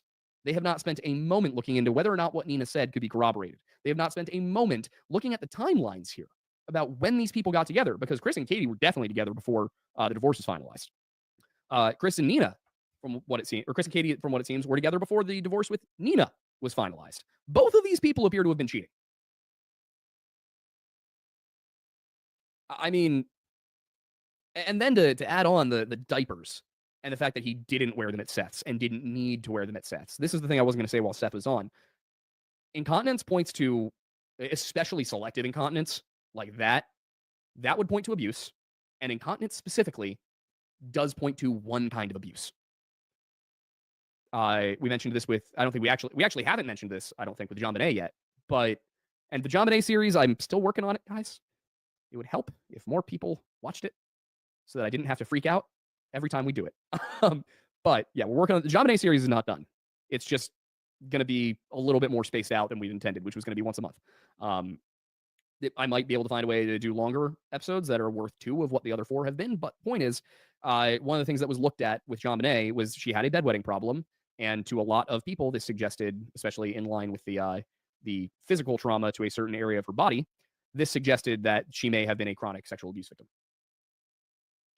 which is a lot less visible on a boy, but it's not out of the question. And the incontinence does suggest, at the very least, abuse. I mean, no wonder he didn't have friends. They didn't let him out of the house. Like, I mean, they kept this kid trapped inside.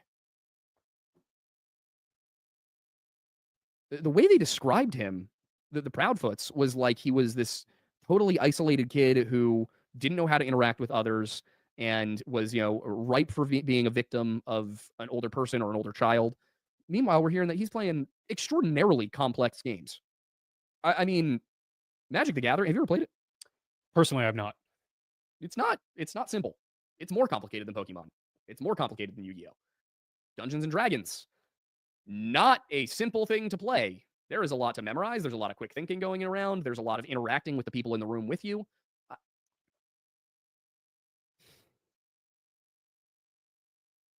It feels like it has to be malicious. It feels like Chris and Katie covering their tracks. And I don't know if that means that something happened in that house and Sebastian ran out and Katie didn't call the police, or Chris, I guess, is the one who called the police, but nobody called the police until the morning and they feel guilty about that. It could be that. It could be worse. It could be something a lot more direct. I don't know which. But the more I learn about this case, the more certain I become, in my opinion, that something happened in that house. And no matter how Sebastian got out of the home, I don't think it's up for debate anymore, in my opinion, that Chris and Katie are responsible. Oh, and at the end of the day, I think it's pretty clear that any lack of transparency from their end is a lack of desire to find Sebastian. That's the other thing. Seth was just here for 2.5 hours. He had to take breaks because he was crying. Understandably so. Understandably so. Chris and Katie won't go anywhere that they're not coddled. I mean, Look, I asked Seth a lot of hard questions tonight. Mm-hmm. I asked him as gently as I could, but I essentially asked the man if he groomed his ex-wife. I didn't like having to ask that question, but it was asked. I don't think Katie's appeared in front of a camera in almost, probably over 6 months. And as for what they've said about Sebastian, what they've said about the night, it's been nothing. Most of what Chris even does when he does show up, and he hasn't since December, I think, is he just kind of like... Yeah, especially about the thud thing, remember? Oh, there's certain things that I won't answer. Well, Katie has talked about it. Christopher Proudfoot says, well, I'm not going to. Why? If it's so irrelevant, why not? Like stupid shit like that. Yeah, I mean,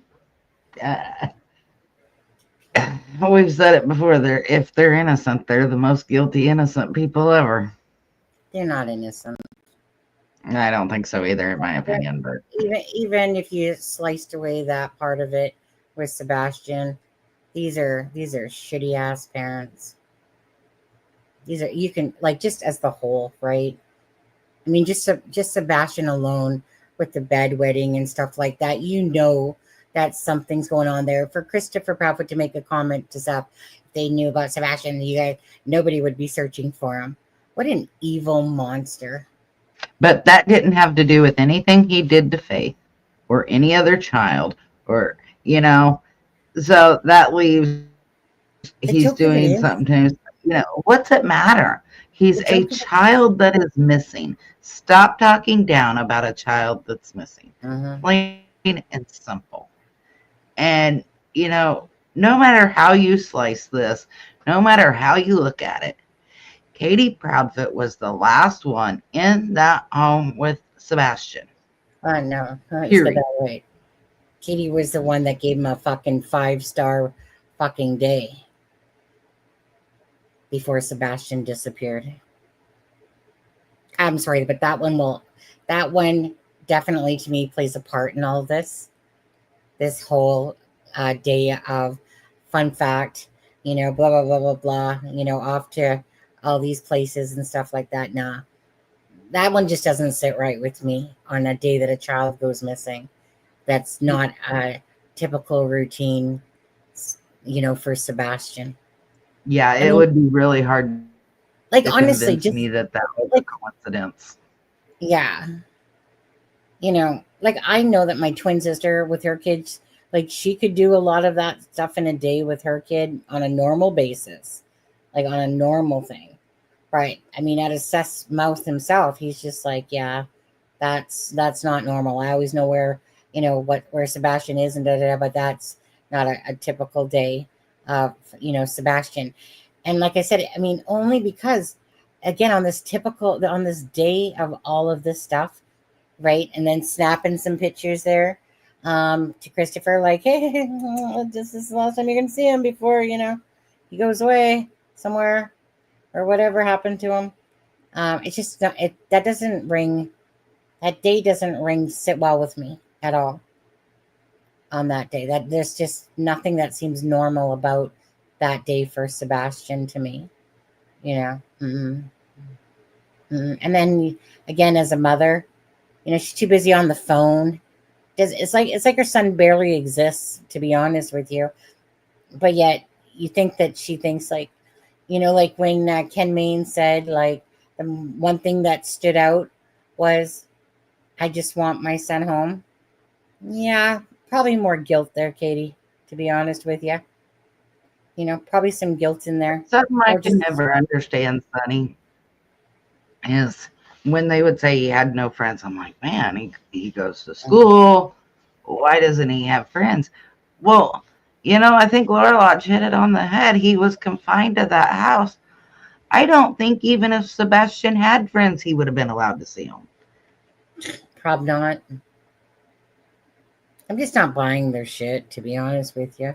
And I think that this just really, we need to really like go back and listen to that part of it to, grasp it fully about this facility and the timeline before Sebastian's disappearance all that plays in my head is, we've been thinking about this and, that's the $1 million question, but, we're just, there's nothing like, I mean, I can't think of anything prior to this of what, that would have made Sebastian just walk out that door. And then when you hear this and you're just like, really? So you couldn't think of anything? Nothing? And you can't tell me that Sebastian had not overheard at least one of the conversations of we can't handle it. We don't want him. We've got to get rid of him. It does make you wonder about that night. Obviously, records will be verified with a phone call, right? But it does really make you wonder about that night. And it does bug me a bit about the fact that Katie fell asleep around 10 o'clock, being said a couple times there. It makes you wonder if there's some truth to that. Like, I could see Sebastian going out the door barefoot if he was trying to sneak by his mama that was sleeping on the freaking couch or something. I could see that. But then by the same token, it's kind of like, or did he overhear something about him being sent away in that conversation with Chris and Katie, or Christopher? Yeah, Chris and Katie. Maybe did he overhear something being said? Because, if he's in his room and Katie's on the couch, like she says, that's right closest to his room. Were they talking about the fact of can't deal with Sebastian and blah, blah, blah, blah, blah? And I always find it striking how Christopher never kind of says, well, I was on the phone call with Katie about that thud noise. right? But yet, and then all of a sudden he says like, and I don't want to talk about it. And they're like saying like, well, Katie's talked about it. And he's like, well, that's what if she wants to do that, then fine. But I'm not talking about why. Why? Why? Because it's probably not truthful. Something that strikes me, Maybe not truthful. if Sebastian, and this is a big if, but if Sebastian had overheard a conversation about getting rid of him or sending him off, and if Katie had said, Chris, I can't deal with this anymore, we've got to send him off, Seth's on board, that would explain why Sebastian didn't reach out to his dad, right? Because he thinks his dad's in on it, and then possibly went out the door, thought he would come back later. Something happened. He succumbed to hypothermia. I mean, it brings up a couple more possibilities. I just think that they would have found him if it was something to do with that. I think so too. That's why it's still low on the list, but it's not something I can take off the list. Right. I mean, only because people do get missed all the time. But anyways, I'm gonna wrap this up for tonight. I need to get to bed. I work 9:30 to 5:30 tomorrow. I won't be doing a live tomorrow. Not that I'm aware of. Anyways, I don't think so though. But anyways, coming up to the year mark, prayers for Sebastian Rogers.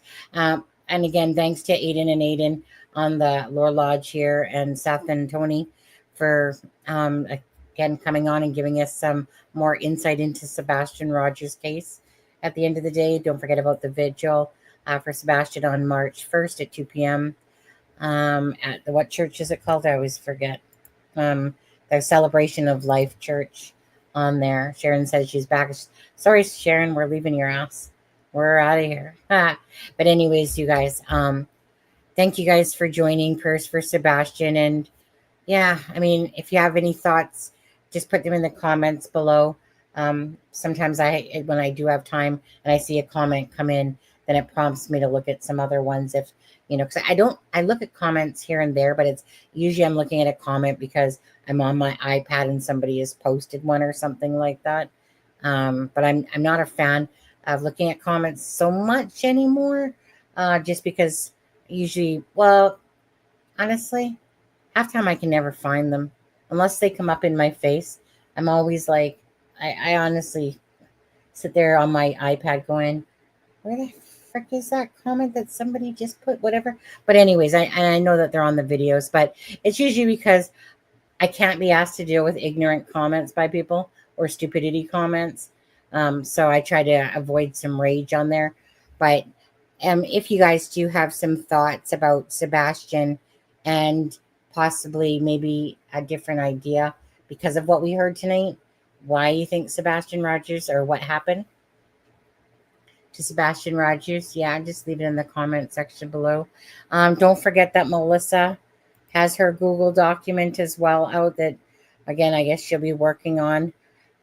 Still, it's an ongoing project, definitely, by the way, right? Meaning just to kind of keep it up to date as the timeline shifts a bit. Good night, Miss Holly. I'll drop that there. And of course, thanks for the Lore Lodge and that. Yeah, a lot of people, you know how it is. I've seen already quite a few reviewing it and stuff like that. Either way, some of the good channels, it's always good to sometimes listen to them, see what their take is on it and stuff like that. Just, people work better in groups when it comes to brainstorming about things, that might make sense that somebody else doesn't think about, that somebody else says, to go to ponder that thought. But other than that, Melissa, what's your farewell for tonight?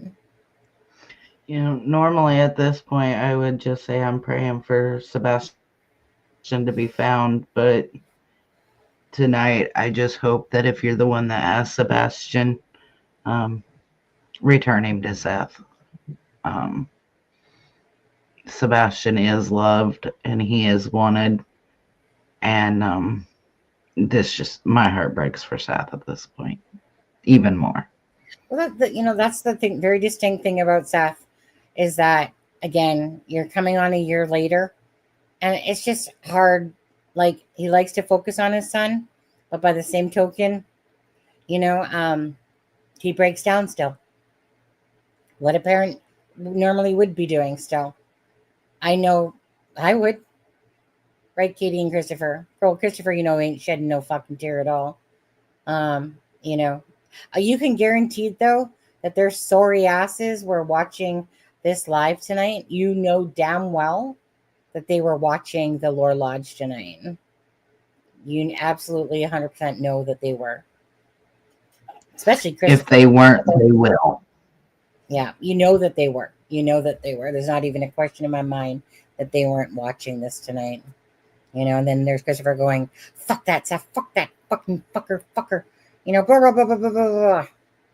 You can just picture him behind it. Anyways, you guys have a great night. Hold on. Yawning. And thank you, Ginger Girls, for becoming a YouTube member tonight as well. Ginger Girls' mom. And with that being said, I'm just going to play out a little bit of the outro. I'm not going to play the whole thing for the Sebastian, because usually if I play it twice, for some reason, it always catches a stupid... YouTube, they're so stupid sometimes. Like, right? Sometimes a little thing will catch a copyright. Then I have to go edit it. Yes, remove the 10 seconds that you caught in there. And then other times it's just fine. But anyways, I'll play a little bit of that out, and then we're just going to head off. So thank you guys for watching. Have a great night. Probably see you on Thursday on that. Because I have Thursday, Friday, Saturday off because I work the long week, the family day. Oh, just quickly before we go. Okay. So what I say was true in about how plane crashes, and then they sensationalize all the plane crashes that happened, and it always is the same way, right? But fuck me if a plane didn't overflip in Canada today. All right? Like, what the heck is going on? Was that in Canada? Yeah, that was in Toronto, in Canada. Fucking plane. I didn't realize that. Yeah, Delta plane flipped out. It's coming from Massachusetts or Mississauga or something like that. It's coming from one of your M states there. I remember that part. I think Mississauga. But anyways, yeah. Where is Mississauga? You mean Mississippi? Where is Mississauga? Okay, you have a Mississauga. No, we don't. Yeah, Mississauga. Oh, wait, do we have the Mississauga? Oh, wait, well, I guess we have the Mississauga. You don't have a Mississauga? No, we have a Mississippi. Okay, so I thought that Mississauga was okay. Apparently, that's in Canada then. But I thought that Mississauga was also with you guys. I know you guys have a Minnesota. Yeah, is that where it was coming from, Sharon? Anyways, so you guys, I've only ever flown to Newfoundland once when my son was due with my ex-husband.